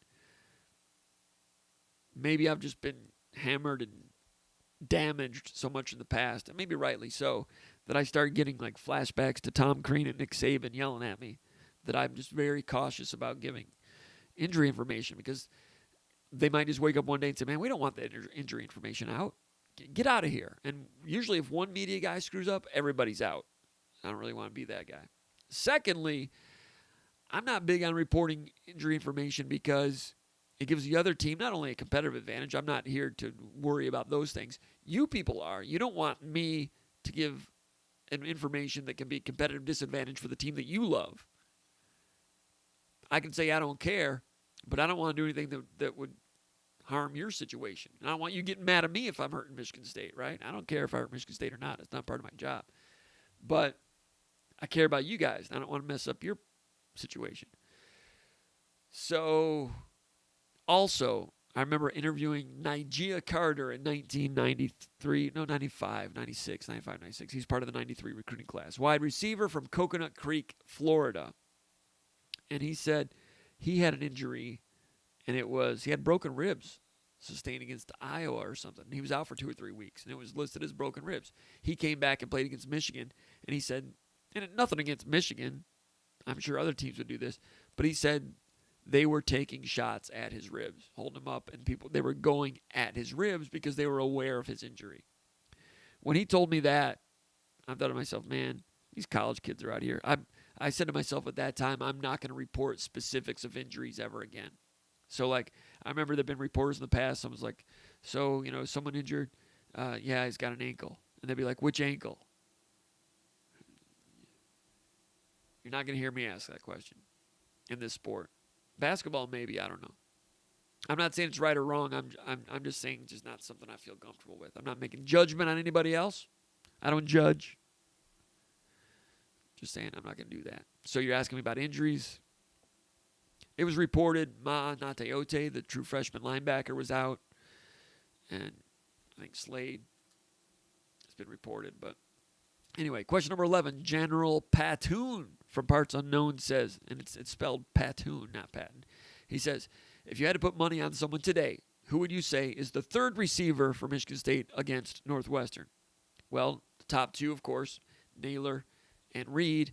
I thought it was going to be Trey Mosley, but it might be Montori Foster, the way he's been making noise. But I'm going to go with Mosley if I had to put money on it. I mean, Trey Mosley, 21 catches as a true freshman in 2019. Had a lot to do with saving that season a little bit. And then last year, Trey Mosley had 7 catches, played 4 games, had an injury, only played 4 games, so he preserved redshirt that year. But I'm not even really sure if you call it preserving redshirt because it's a COVID year, and it's my understanding everybody gets that year redshirted. Anyway, Trey Mosley, 28 career catches, bigger and stronger, more mature now. I'm guessing it's going to be him, but if it's Foster, that's not a bad sign either. Question number 12, JMA from beautiful Grand Haven, Michigan. There on the west coast of Michigan, Lake Michigan, says, what do you think will be the identity of the defense and the offense this year? The identity. That's been a buzzword in recent years, right? What's your identity? Do you even have an identity as a team, as a basketball team? What's your identity? Like, you need an identity to win games. I'm not making fun of the question, but sometimes it means more than other times.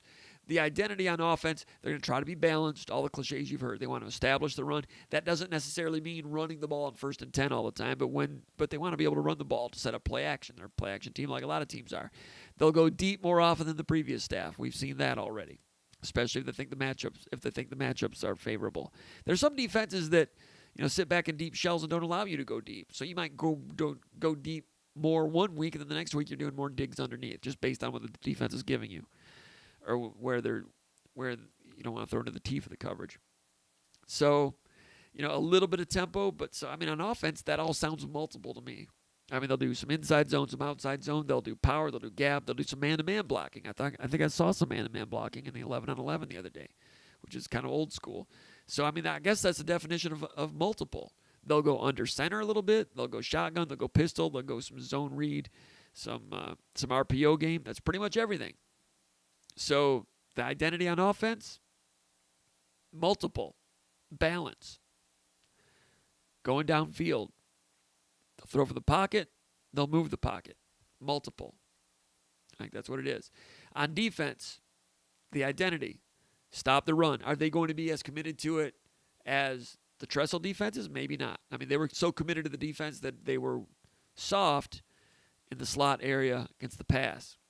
This team, the way they do it with the 4-2-5, not going to be that way. They'll load the box with a safety rather than a linebacker. The old Tressel, D'Antonio style, they would try to go too deep a lot, but their too deep wasn't real deep. They're kind of medium depth, but that slot linebacker would be a step toward the box. Now the slot linebacker is a nickelback, more of a defensive back, and he's a step further out of the box with the flexibility to play a little bit more press coverage on a slot, so they're not giving up that bubble screen or the little short comeback, or the little slot curl. So they're tighter on defense with the curl. But then you're not as strong against the run, so you need an extra guy in the box to stop the run. So that's why the safety comes down as a box safety. So that leaves you a little more precarious over the top to deep shots yourself. So you might give up more deep plays. When D'Antonio's defenses were right, they stopped the run and didn't give up big plays. Some of the really good teams would hit them with big plays here and there, but when they were right, they infrequently were giving up plays of more than 15 or 20 yards. But they would give up a lot of ball control passing completions until they got to the red zone. We've been through this. So the identity on defense, still going to be stop the run. They want to do that. Stop the run reasonably well last year, but not like they did in the old days, partly because of how they've gone about it with the 4-2-5.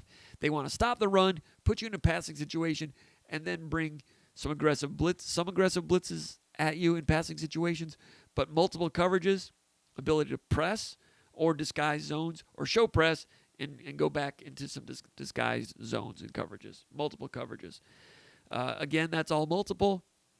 Can they have all that in this year with new faces in the defensive backfield and the linebacker position? Not really sure. They do not really have a bell cow pass rusher. Can you have a cow pass rusher? Bell bull pass rusher? They don't really have that great edge threat, so it's kind of hard to be all things on defense without that. But they want to stop the run, and they want to be they want to disguise things a little bit more in the back than in the past. And when you've got 5 defensive backs, maybe it's easier to do that, to shape shift a little bit. So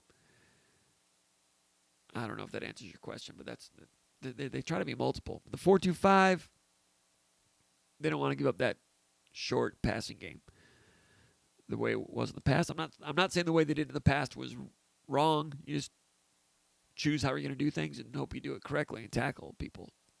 Get pressure on the quarterback, get people on the ground. Now, I think you'll see press coverage across the board a little bit more as they get their type of players. Your nickel back is Michael Dowell.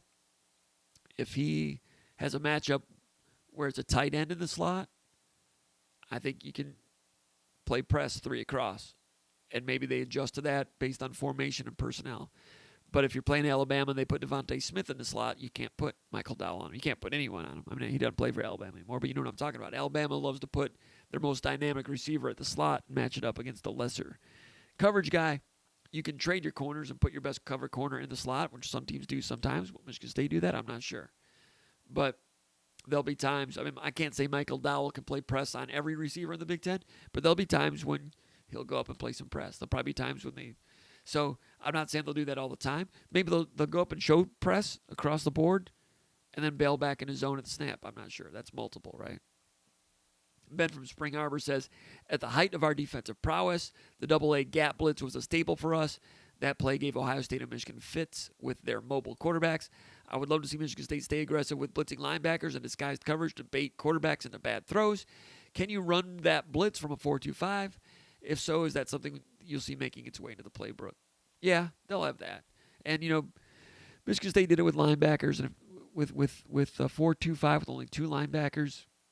If you do that, most likely you're probably going to drop a defensive end into coverage, zone blitz or zone pressure. But, yeah, just because it's 4-2-5, anytime there's blitzes, you're going to, you know, you're talking specifically about the linebackers blitzing. And anytime you got a blitz, you got to man those A-gaps with somebody. I mean, maybe you got your 1 technique, he's still doing it, or your 3 technique slants in. Maybe his defensive tackle's doing it. There'll be times when maybe they go to the B and you got linebackers doing it. But, yeah, I can't say for sure they did it last year, but I see no reason why it's not going to be part of the package. I don't know if it gets highlighted. You know, Michigan State would do that in the past on, 2-3 times a game maybe. I don't know.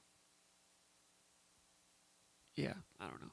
Mall28 for Parts Unknown says, were you impressed at the size of the new offensive linemen? Did you get a chance to watch Ethan Boyd, Brandon Baldwin, and Gino Vandermark? Yeah, I've watched them, and they're big, and they're young. And like I said, they're flailing around a little bit, just trying to survive. Ethan Boyd is a big freshman. Brandon Baldwin is a big offensive tackle. They're both playing some offensive tackle. Boyd is getting a little time with the 2s. I'm not sure he's ready yet. Vandermark's in there at guard. They're big. They're young. They're just getting their feet wet. They're not ready to help right now. They'll help, as third stringers. Could 1 or 2 of those guys travel? Maybe. I mean, Michigan State's got a lot of veteran guys in the offensive line. They might travel with nothing but veterans. Although you like to give a freshman the experience of traveling. Maybe they rotate those 3 guys and give even each one of them a chance to travel. That's what I'm guessing. But I'm not getting the sense that any of those 3 guys are really, rising rapidly to the point where it's going to be hard to keep them off the field. I just think they're just kind of red shirt material. Question number 15, asking about the class of 2006. And this is the final mailbag question. No, I've got a couple more, it looks like. Yeah, I've got a couple more. 15 questions. Going through them here. That's the guy's name, class of 2006. He says, which freshman will play more than 4 games this year and will not redshirt? Which of the true freshmen are going to play? All right. Keon Coleman, he's going to play. A little bit of wide receiver, some special teams. Big body, runs well. He'll be out there. Charles Brantley, he's still competing for possibly a starting job at corner. He's been very impressive. I know you have Gervin there. You got Kimbrough there. You've got Ronald Williams. But Charles Brantley, the 4-star corner, only about 160 pounds. Will smack you, quick feet. And we said at SpartanMag.com, the guy's a 4-star. Deserves to be one, and he was going to be in the mix for playing time, and he is. So Brantley's going to play. Others, Derek Harmon might be good enough at defensive tackle. They've got some other defensive tackles, might not need to play him. But if they were really thin there at defensive tackle, I think Harmon could go in and be functional. Might not need him to do so. A.J. Kirk, saw him a little bit on Monday. They need some help at safety. I think it's possible with him. I doubt the offensive linemen are going to play 4 games and lose their red shirt. So, I don't think, we just mentioned Wiggins and Boyd and Baldwin. I don't see them burning a year of eligibility this year. Cam Allen, they need help at tight end. I'm not sure he's ready to help there. Might get on the field here or there, mop up. Hampton Fay, mop up to keep him, engaged. But I don't think he'll play more than 4 games. Antoine Booth, the corner, I don't think he'll play more than 4 games. Did not play last year because his team, DeMatha High School in Hyattsville, Maryland, they did not have a season last year due to COVID, so he's been a little bit rusty. Saw him on the field Monday. He's doing his thing, but they've got other corners. I don't think he'll play. I don't think they need Tyson Watson, defensive lineman from the Detroit area. He was a defensive end in high school in a 30 defense. Moving to defensive tackle now, which we expected to be the case, so he's got to put some weight on and transition to defensive tackle. Davion Prim, the tailback from Oak Park. Yeah, I think Oak Park. I saw their last game. No, I saw a playoff game of theirs. Anyway, Prim, running back. Michigan State is pretty stacked at running back right now. He made a couple moves on Monday, but no, I doubt he's going to play. Alex Okello, defensive end. I don't think he's going to play. He's got to add some beef. He's got some interesting wheels to him. I want to see him I'm not closing the door on the possibility that he's a guy that could have some turn the corner edge talent to him, but he's got to fill out a little bit more. And he was not on the field on Monday. Not sure why. Chris O'Leary from the Free Press asked a really good question about Okello and Ricky White. And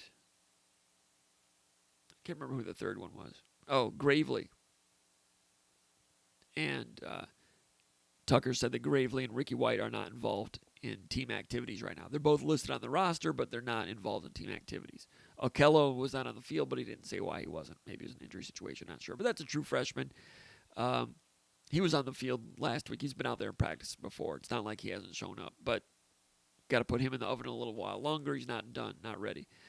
Nateote. I wouldn't be surprised if he comes back healthy. Maybe he can get a role, special teams or something, but they only played 2 linebackers. All of a sudden, they've got some depth there. Crouch and Van Sumeren, they've added some depth. Klein and Harvey have been there. Halliday doing some decent things. So, and Klein is there. O'Connor's not bad. So it's not real. There's not like an open door there. Nateote was a 4-star, but might be hard to get on the field. Maybe mop up, maybe special teams, not sure. So I'm not sure about him. Not sure about his health situation. Same thing with Carson Castile, the other linebacker. So I'm going to say probably not with – I'm going to say no with offensive lineman and Okello. Probably not with Nateote and Castile and Gravely. Probably not with Prim and Watson and Antoine Booth and Hampton Faye and Cam Allen. So I think 4 guys got a chance. Maybe I'm wrong about this. This is hard to do sometimes. I'll say this, and they'll get ready to play, and they'll get ready for kickoff, and boom, Davion Prim's on the kickoff coverage team. And I'm like, I didn't see that coming. Every year something like that happen. But right now I'm forecasting 4. Keon Coleman, Charles Brantley, maybe A.J. Kirk, maybe Derek Harmon. Not a lot of them. Not a lot. If they hadn't gone so deep with transfer portal, more of those guys would have played, I think. All right, question number 16 this is our last question from the mailbag. Then we'll go back over to the lightning round. Sola Beer Guy, that's Sola in Westland, Michigan, says, I'm a little worried about the defense this year. On a scale of 1 to 10, how confident are you that this defense finishes top 7 in the Big Ten this year? And he says, are you betting the over-under on 25 sacks this year? All right, he says, what are the chances that the defense will finish in the top 7? Well, last year, Michigan State's defense finished number 7 in the Big Ten in total defense. Might not have known that. But rankings are kind of all over the map. For instance, last year, Michigan State was number 7 in the Big Ten in total defense and number 5 in the Big Ten in yards allowed per play. And yards allowed per play, to me, is the most important stat. How many yards do you allow per play? Because that takes everything into account. How many explosive plays are you giving up? Are you stopping teams? And that takes away the tempo question. Because you might give up a lot of yards, but you're playing a tempo team. And if you're playing tempo, then each team gets 15 possessions in a game. But if you're huddling and going slow, and you're Wisconsin versus Iowa, each team might only get the ball 11 times. And you might have a better defense giving up 400 yards a game because you're in a tempo game than a team that's in a slow game giving up 300 yards. So total defense, that's total yards. I throw that out. I go yards per play. Michigan State was number 5 in the Big Ten last year in yards per play allowed defense. However, Michigan State was dead last in scoring defense. And scoring defense is obviously the most important one. How many points you're giving up? That determines whether you win or lose. I mean, that can be skewed also depending on what kind of tempo you're facing and what kind of tempo you play yourself. So you're giving up more points than anybody, but you're number 5 in yards per play. To me, that's like all over the map. I don't know what to make of that. And that's kind of the way the defense was last year. Looked pretty good against Northwestern, right? Not so good against other teams. So you're asking, on a scale of 1 to 10, how confident are you that this defense finishes in the top 7? Last year, they're number 7. Confidence scale, I'm going to say 6.8 confidence scale. Now, on that one, maybe I might want to look around the Big Ten to see how many teams are returning, how many players on defense, to give you a little bit more of a scientific answer than that. That's all I've got for you right now. And he says, over and under on sacks. Last year Michigan State had 12 sacks in 6 games. He's saying over under. Will it be more or less than 25? I'm telling you 25 would probably be what the number is in Vegas. That sounds about right. Last year Michigan State had 12 sacks in 6 games. You double that, they'd have been right around 24 sacks in 12 games. Go back a year earlier in 2019, Michigan State had 40 sacks, which I think led the Big Ten or was close to it. But Willikis had 10 of them. Different team, different system. So 25, I'm going to say the over. I'm going to say over 25. All right, let's go back over here to the chat area. Tyler Miller says, who will be the quarterback? I just answered that a little bit. Cameron Trigg says, how good is Ade Willie? Ade Willie. I asked Ade Willie, how do you pronounce your first name? He said Ade. Well, that's what he phonetically texted to me. But his coach said it's Ade. He did it a little bit differently. Anyway, how good is he going to be? And is he the starting quarterback for IMG? I don't know if he's starting for IMG. I think he is. I like him, and I've been on record saying that if Ade Willie were playing high school football in the state of Michigan, he'd be a 4-star. I think he looks real good. I think there's 4 stars in the state of Michigan that I think Ade's film is right there with him, if not better. George Page says, how does Jalen Hunt compare with Raekwon Williams or Jarrell Worthy? He looks to have the potential to be the next great defensive lineman for the Spartans. Great question. And, the video we ran today, Jalen Hunt's wearing number 99, which is the same number as Raekwon Williams and Jarrell Worthy, and he wants to be like those guys. Yeah, I think he's right there with those guys. Hunt. I'd have to go back and look at my notes for the games last year. Looked okay, played 4 games. Didn't really destroy anybody. Jarrell Worthy was good early in his career. Had a lot of sacks early in his sophomore year, I think it was. Raekwon Williams, I think, took a little longer, didn't he? But yeah, I think he's right there with those guys. And he's only played 4 games, so it's early to say, but I think he's right there. Gordon Tenona says, Gary Fortistek from Divine Child was the starting quarterback at Notre Dame until a career-ending concussion. Detroit Spartan says the intangibles that make a great quarterback don't always show until the lights come on and the pressure is on. I agree with that. Spartan MD says, hey, love the Earl Campbell call. Detroit Spartan says Ron Burton. Thanks, yeah, Ron Burton. I mentioned the defensive line coach. Brendan Harvey says any position that Michigan State is struggling at. Tight end, Tyler Hunt is functional, but tight end is a question. I think they've got physical ability at every position. They had physical ability at offensive line 2 years ago, I thought. Not so good. Last year, not so good, but had the offseason situations. But where are they struggling? Fair question. And, tight end here, linebackers getting on the same page, defensive back 7 getting on the same page. No true great defensive end pass rusher, although Beasley's been functional as a pass rusher. Not great. He's not Willikis, but he'll get a sack every couple of games. He'll have 6 or 7 sacks.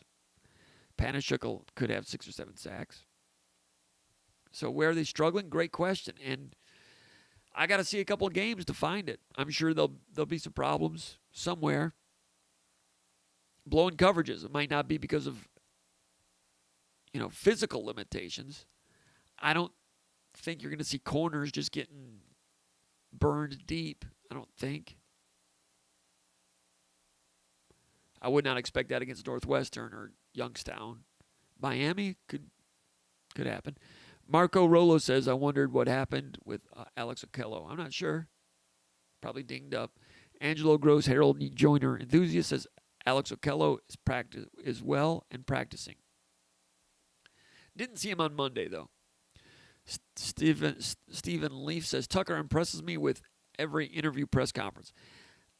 I would agree with that, but I'm telling you, he's even more impressive off podium. On podium, he's pretty good. He's been a little more loose this year in this environment, which is better for him than last year with the Zoom situation. But yeah, I guess more of his personality is starting to show through with the face-to-face press conferences over at the indoor building. This year, the press conferences are at the indoor building.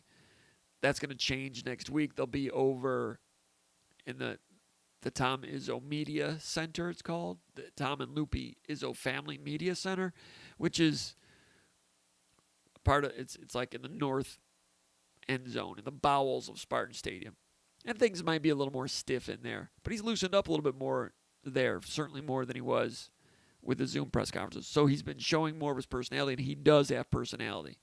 Marco Rolo says, did you catch the Harold Joyner interview? Actually, I did not. I was there, but I was talking to Duplain, and I was talking to Hunt. So I did not see the Quaveras Crouch interview or the Harold Joyner interview. I went back and watched our video at SpartanMag.com of the Quaveras Crouch interview, but I've not gone back to watch Joyner interview. Funny you should mention that. I've not seen it yet. Tyler Miller says, I'm surprised how tall Joyner is in that interview. I don't think I ever have seen a running back, especially Michigan State running back's history of a tall back. I agree with that, and I said the same thing to Konendijk. In fact, I didn't even know who that was. I was like, who was the guy that talked? He said Harold Joyner. I'm like, that was Harold Joyner? I mean, he looked like a wide receiver. He is tall. He's a 6'3" tailback, 6'2" tailback, 6'3". He's an athlete position, categorized by Rivals.com, because he kind of outgrew that running back position. To your point, you rarely see a running back that tall. And that goes along with the idea that he might be more of a hybrid receiver type than just a feature tailback. So could you do some interesting things with him that way? Probably so. But he was tall. Chris Trinham says South Philly phoning in. LA 213 says, what do you think about Rams' new running back? I don't know. I don't know who the Rams' new running back is. I love the old Rams uniforms, though. The old ones. The old Jack Youngblood uniforms. With that type of blue. I think they're the best uniforms in the NFL. One of the best. Chris Trynham says, energy powerhouse of the cell comp. I don't know what that means. Detroit Spartan says, I missed the hard copy of the State News. They did a good job. I agree. Still do. Good people over there. Chris Trynham says, agreed. Detroit Spartan, those were the days. Get Archie and Edith singing here pretty soon. Yes, sir. Jeremy Mulvaney says, Leroy McFadden was tall and ran too tall. Joyner seems to get much lower. Mulvaney. Reference to McFadden. McFadden was tall.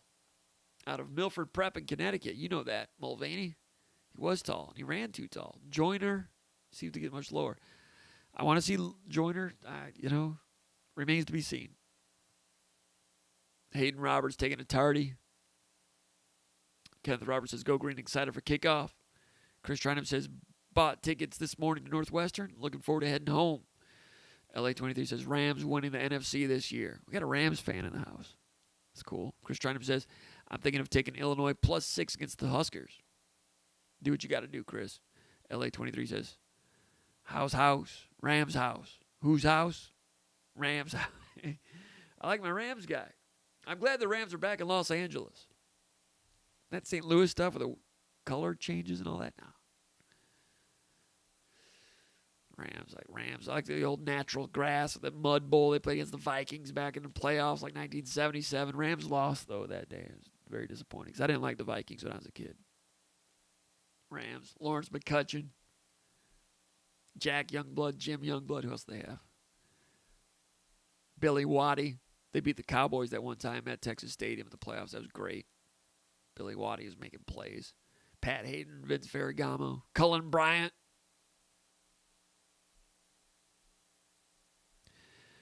Marco Rolo says it was good for Michigan State that Michigan did not play those games, kept Harbaugh on longer. Derek Iliff says Derek Hughes was tall and fast and great at Michigan State but got hurt. Derek Hughes, going back to the 1981 Muddy Waters tailback. He was had a lot of hype. I remember watching him when I was a youngster. They were playing the Illini. Game ended up being a tie, right? Illinois, Michigan State, Muddy Waters. Tried to get a timeout late to ice the kicker. Didn't give it to him. Muddy was just on the sideline like this. Nobody saw him. Didn't get a chance to ice him. It was the least emphatic call for a timeout I've ever seen. Muddy was like, with his clipboard. Derek Hughes played the game, had some good runs, got injured. He was tall, though. Steven. Going to the old school. Marcus Rolo says, Rams are bums. Whose house? Rams house, says LA213. Troy Spartan says, Comp doesn't know. Marco Rolo says, who knows? LA213 says, Rams going to smash all this week. Do the Rams play the Lions or something? No, Lions are playing the 49ers. Rams. Hold on a second.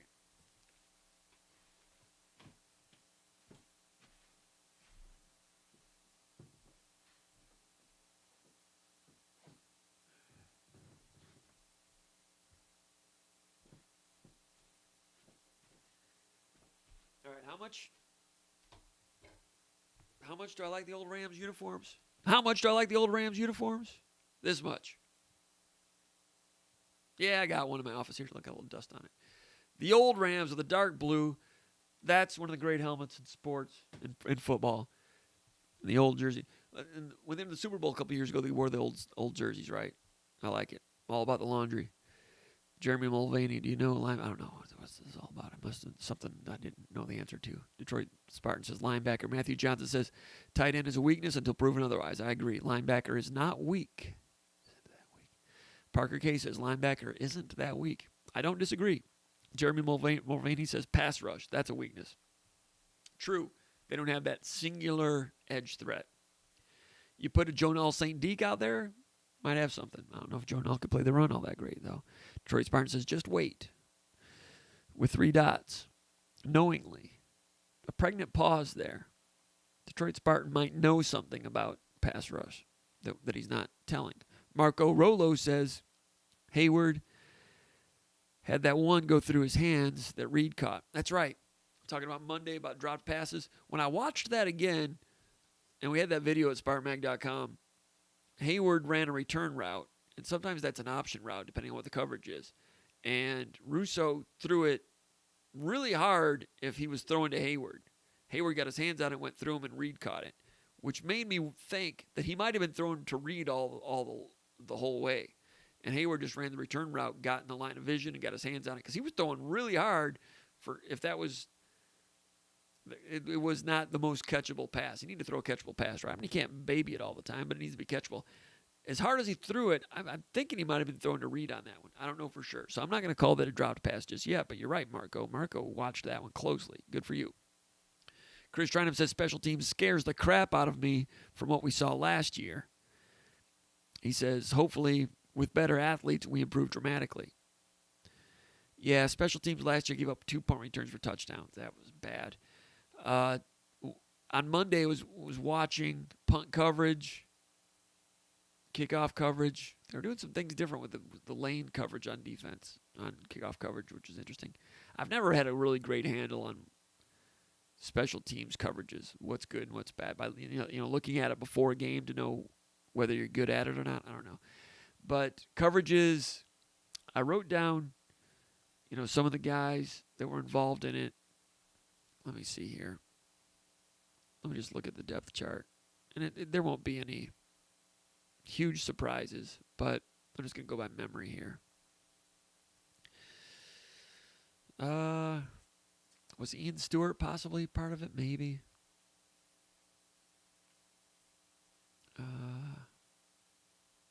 Connor Hayward, maybe. Malik Carr, I don't think so.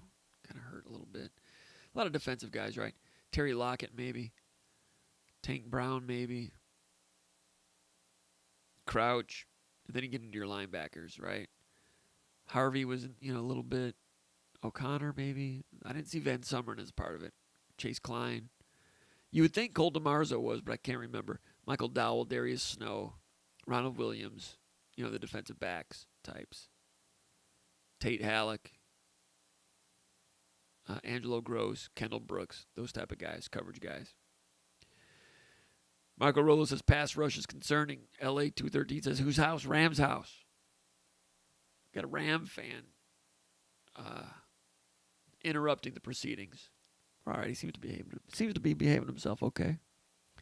Earl Menery says O-line will determine how the team does.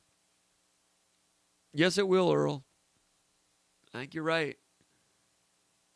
Quarterback play's got to be good, right? Either way. But if one doesn't do well, the other one's got a shot to do well. So I think they're going to be good one way or another there. But O-line is the big intangible. It's the big X factor. LA213 says true O-line. Quarterback protection matters. Rams house. Noah Sprunger says 8-4 makes the 23 class go from good to great. On the other hand, 4-8 makes the class go from good to very average. Cannot argue with that. Great to have Noah Sprunger here. He is intern, SpartanMag.com, doing a great job. Great job. Parker K says breakout year for Chase Klein. I think probably not because there's people ahead of him, but I think Chase Klein is capable of playing solid football at this level and getting better the longer he goes. Could he surpass Noah Harvey? I suppose it's possible. A little different types of guys. Klein's put on some weight. I think he can. I think he's okay. There's only room for two linebackers in this system, though. It's getting a little crowded now. Earl Menery says, last year was a bust, new coach, no practice, new scheme, and COVID. I don't disagree. Smokescreen 88 says, which tight end will lead the team in total receptions? In other words, you're asking among the tight ends, who's going to have the most catches? It probably needs to be Trenton Gillison. Might end up being Tyler Hunt. That's a great question. I'm going to say Gillison because Gillison had the most last year before he was injured, but I mean he's got to snap in. Earl Menery says they have better depth in all areas this year, which to me means they will be a lot better. I don't disagree with that. Adam Ficus says, which current player will cement his legacy this season more than Rocky Lombardi if he defeats Michigan as quarterback for Northern Illinois? Which current player will cement his legacy this season more than Rocky Lombardi if it defeats Michigan as quarterback? That's a little too deep for me. James Bannon says, it looks like Hawkins is doing a great job with the receiver room. The receivers seem to be running great routes. Agree. I did notice they do this drill where they really emphasize your plant foot. And they do this muscle memory drill that they've never done before. They're doing it now. And sometimes it involves catching a tennis ball, that plant foot. It's my understanding that's something Hawkins brought from the NFL. And I noticed some route running, some guys breaking it off real sharp. Cade McDonald runs real sharp routes, just a sports car in some of those. I got to see some more with some of the guys. Reed's always been pretty good at it. I didn't watch Naylor's route running specifically, but I suspect he may have improved at it. Who's some others? I don't know, but I don't disagree with that. Jesse Adams says, Jesse from Mount Pleasant, do you think the staff is wishing they can get 8 catches per game between Hayward and Joyner to help to take the load off the tight end position? I know they hope Gillison, Carr, and Allen. Gillison's tight end, Carr is a tight end, Cam Allen. Take the load off the tight end position. 8 catches per game. I mean, in college football these days, 22 completions is a decent number, right? So, I mean, how many do you want Reed to have? 6. Naylor, 4. Trey Mosley, 3. That's 13. A running back, a couple, that's 15. At least 7 more. Tight ends. I mean, 7 catches per game is a lot for tight ends. That's a nice day's work for tight ends. So if you're saying that between Hayward and Joyner doing that to take the 8 per game that's more than taking the load off. That's a big number. I think 2 or 3 per game for those guys would take the load off. But if it's 8, they would love to have it. Perry 734 PD says, I can't wait to see what this D-line does. Jesse Adams says, to contribute this year at that position, am I crazy to think Thorne gives us the best chance to win? I think his legs are the difference maker. They can both run a little bit. Thorne probably has a little more, but I don't think there's a huge difference in mobility. Maybe there is, but I don't see it right now. I might be wrong on that, but I don't think there's a huge difference mobility-wise. Thorne probably might give him a little bit more with the pull and keep on the zone read keeper. I'm not sure that's something they want to do a ton of. They'll do it here and there. He'll probably be a little bit better than Russo at that. Russo's a little bigger. I don't think it's a huge difference maker between those two, but maybe a little bit in Thorne's favor on that one. Detroit Spartan could disagree with me on that. I'm not sure. Jesse Adams says, second question. Do you think this staff is wishing the defensive line to take the lead in the earlier part of the season because there are so many new guys in the back end? Yeah, I mean, they would love for the D-line to be great and stop the run and command and eat up blocks and dominate up front, make it harder to stop the run, put teams in negative down and distance, helps the pass rush, helps the coverage, everything. Sure. And it is a good D-line, pretty good D-line. Could they be dominant? Doubt it. But sure, they would love for them to take the lead. Chris Baker, the touchdown maker. Sean Ferry, he helped my IM team win a title. Lippett, that is. Lippett did? Baker was a pretty good basketball player, too. Bruce Main says, Boss Main says, Hopcat has some of the best food in downtown EL. That's what my brother-in-law said. Last night I had the mahi-mahi fish tacos with the corn tortillas. Pretty solid. Bjorn Charlie says, don't make the block hot. Detroit Spartan says, Saban bullied Comp. Bullied's a strong word. He was just being himself. X Buckets for Life says, could Keon play some minutes this season? Keon Coleman talking about basketball. They'll probably give him a chance as long as everything's good, solid academically and everything else. Minutes, I'm guessing mop-up time. I don't see him having a role in basketball this year. Could be wrong, but I don't think so. Hunter, page 23 says, find it surprising going into the Northwestern game as a 3.5-point underdog with Northwestern losing so much production from last year. Do you feel the Spartans are being looked over?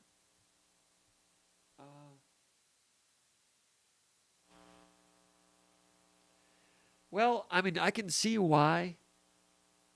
I can see why why Northwestern would be the favorite. It's a team that was in the top 15 last year, won a bowl game. You look at Michigan State's record last year with some of the questions. In terms of a betting line, I can see why it's that way. But opening weekend betting for college football, it's pretty haphazard, isn't it? Because you really don't know. You've never seen these teams play, and neither is Vegas. I don't know if I don't know if their lines end up being pretty close, as much as they are later in the year or not. But yeah, they don't. I mean, I don't know. Long John. Saban called Comp's house and yelled at his roommate. It's true. That is true. Niels Deco says, who starts at quarterback? Tank Brown, designated pass rusher. I already talked about that. Who starts at quarterback? I think it's going to be Thorne. I don't know. I'm not saying I'm pro Thorne or pro Russo. Most things point a little bit towards Thorne. Although I did hear Russo played better in the second scrimmage. X Buckets for Life says, I really have a huge feeling Reed and Naylor and Kenneth Walker III will be all Big Ten this season. Reed and Naylor and Kenneth Walker. I wouldn't doubt that, and you may not mean first team all Big Ten. I call all Big Ten first team, second team, or honorable mention. All of that to me is all Big Ten. Kevin Nicholson says, great job, Jim. I love Mel Tucker is saying go green at the end of the press conferences. Spartan Nation can say go white whenever they're watching.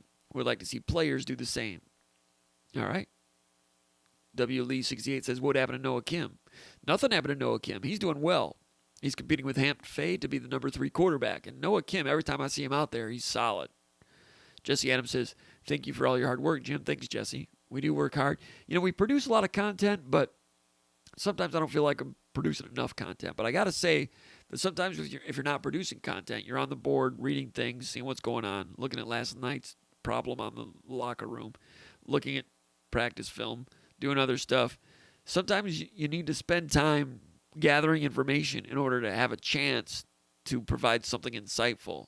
So sometimes even if I'm not producing content, you got to spend time trying to watch stuff to get to know things. All right, we're getting past 11 o'clock. Let me go through this quick. Detroit Spartan says the sky's the limit for Brantley, especially being coached by HB and Tucker. Cal Halliday's coming on at linebacker. Interesting you say that about Halliday because Halliday repped with Crouch as a first-string linebacker on Monday. And I asked Tucker about Halliday yesterday, and Tucker said, man, his eyes lit up a little bit. He's like, he's an old-school guy. He doesn't wear any pads on his elbows or wrist, doesn't even tape his wrist. He just likes Halliday. Halliday, different type of cat. Kevin Nicholson says, how can Spartan Nation media encourage players to start saying go green at the end of their press conferences he's talking about? Need more Spartan pride. That's a good point. You know, every coach these days has a little like go Cats or go green or Sky Yuma or whatever the Minnesota coach says. To ask players to do it, that's interesting. Interesting concept. Pass that along to Ben Flieger. Ben does a great job. Sports info director, football liaison for Michigan State. Ben Flieger, very good. Very good. Very good with the information, very helpful to the press, and also, most importantly, represents the university well. It's very important. In the past, being cognizant that they are representatives of the university hasn't always been at the forefront, in my opinion, of some of the people that are in that position. Ben Flieger is outstanding in that regard for Michigan State. Matthew Johnson says, how much do you think a fullback H-back will be utilized in the offense this year? H-backs are going to be out there a lot.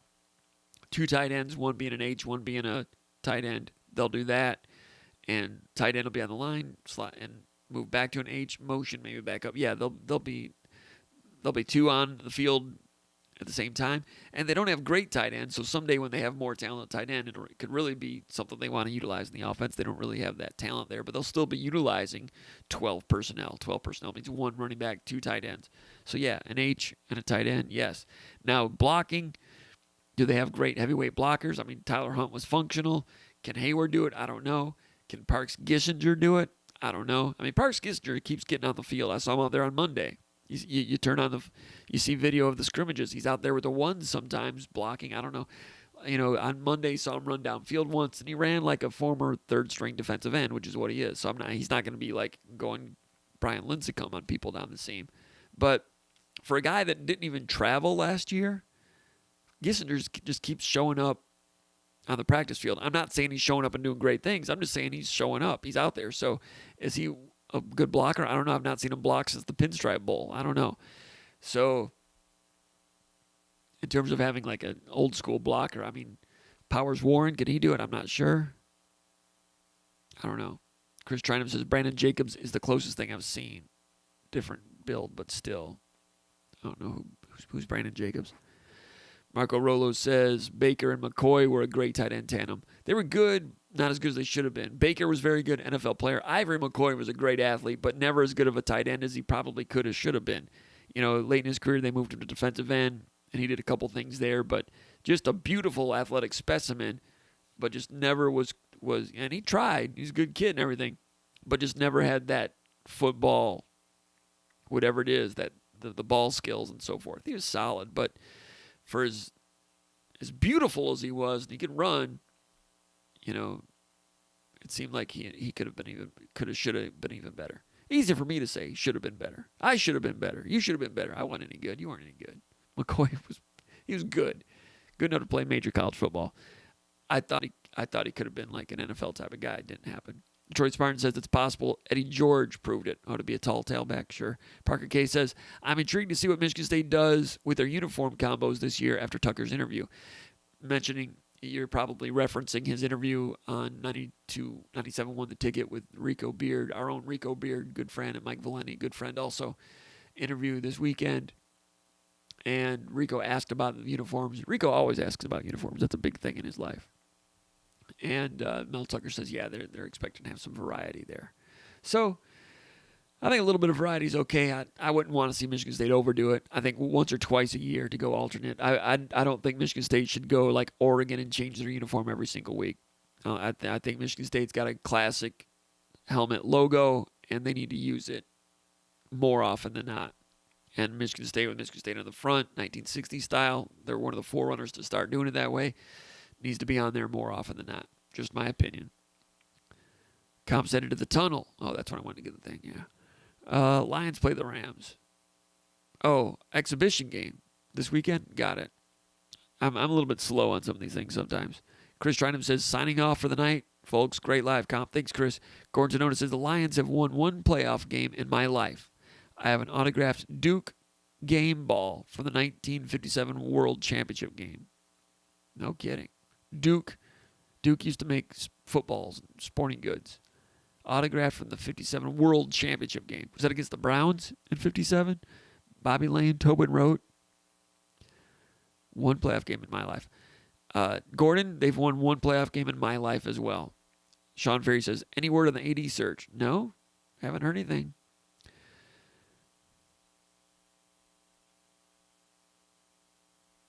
All right. Interviews are better now. Is Mel news on that? Prayer them. Imani Bates announced for Memphis per ESPN. Is this old news? Yeah, the Bates thing happened just before we went on the air here, and I mentioned on the Final Forum message board at SpartanMag.com about a week ago that one was sliding toward Memphis. It was going to be Memphis. So no surprise there. Now they've got Duran and Imani Bates, best recruiting class in the country. So now Memphis should win the national title, right?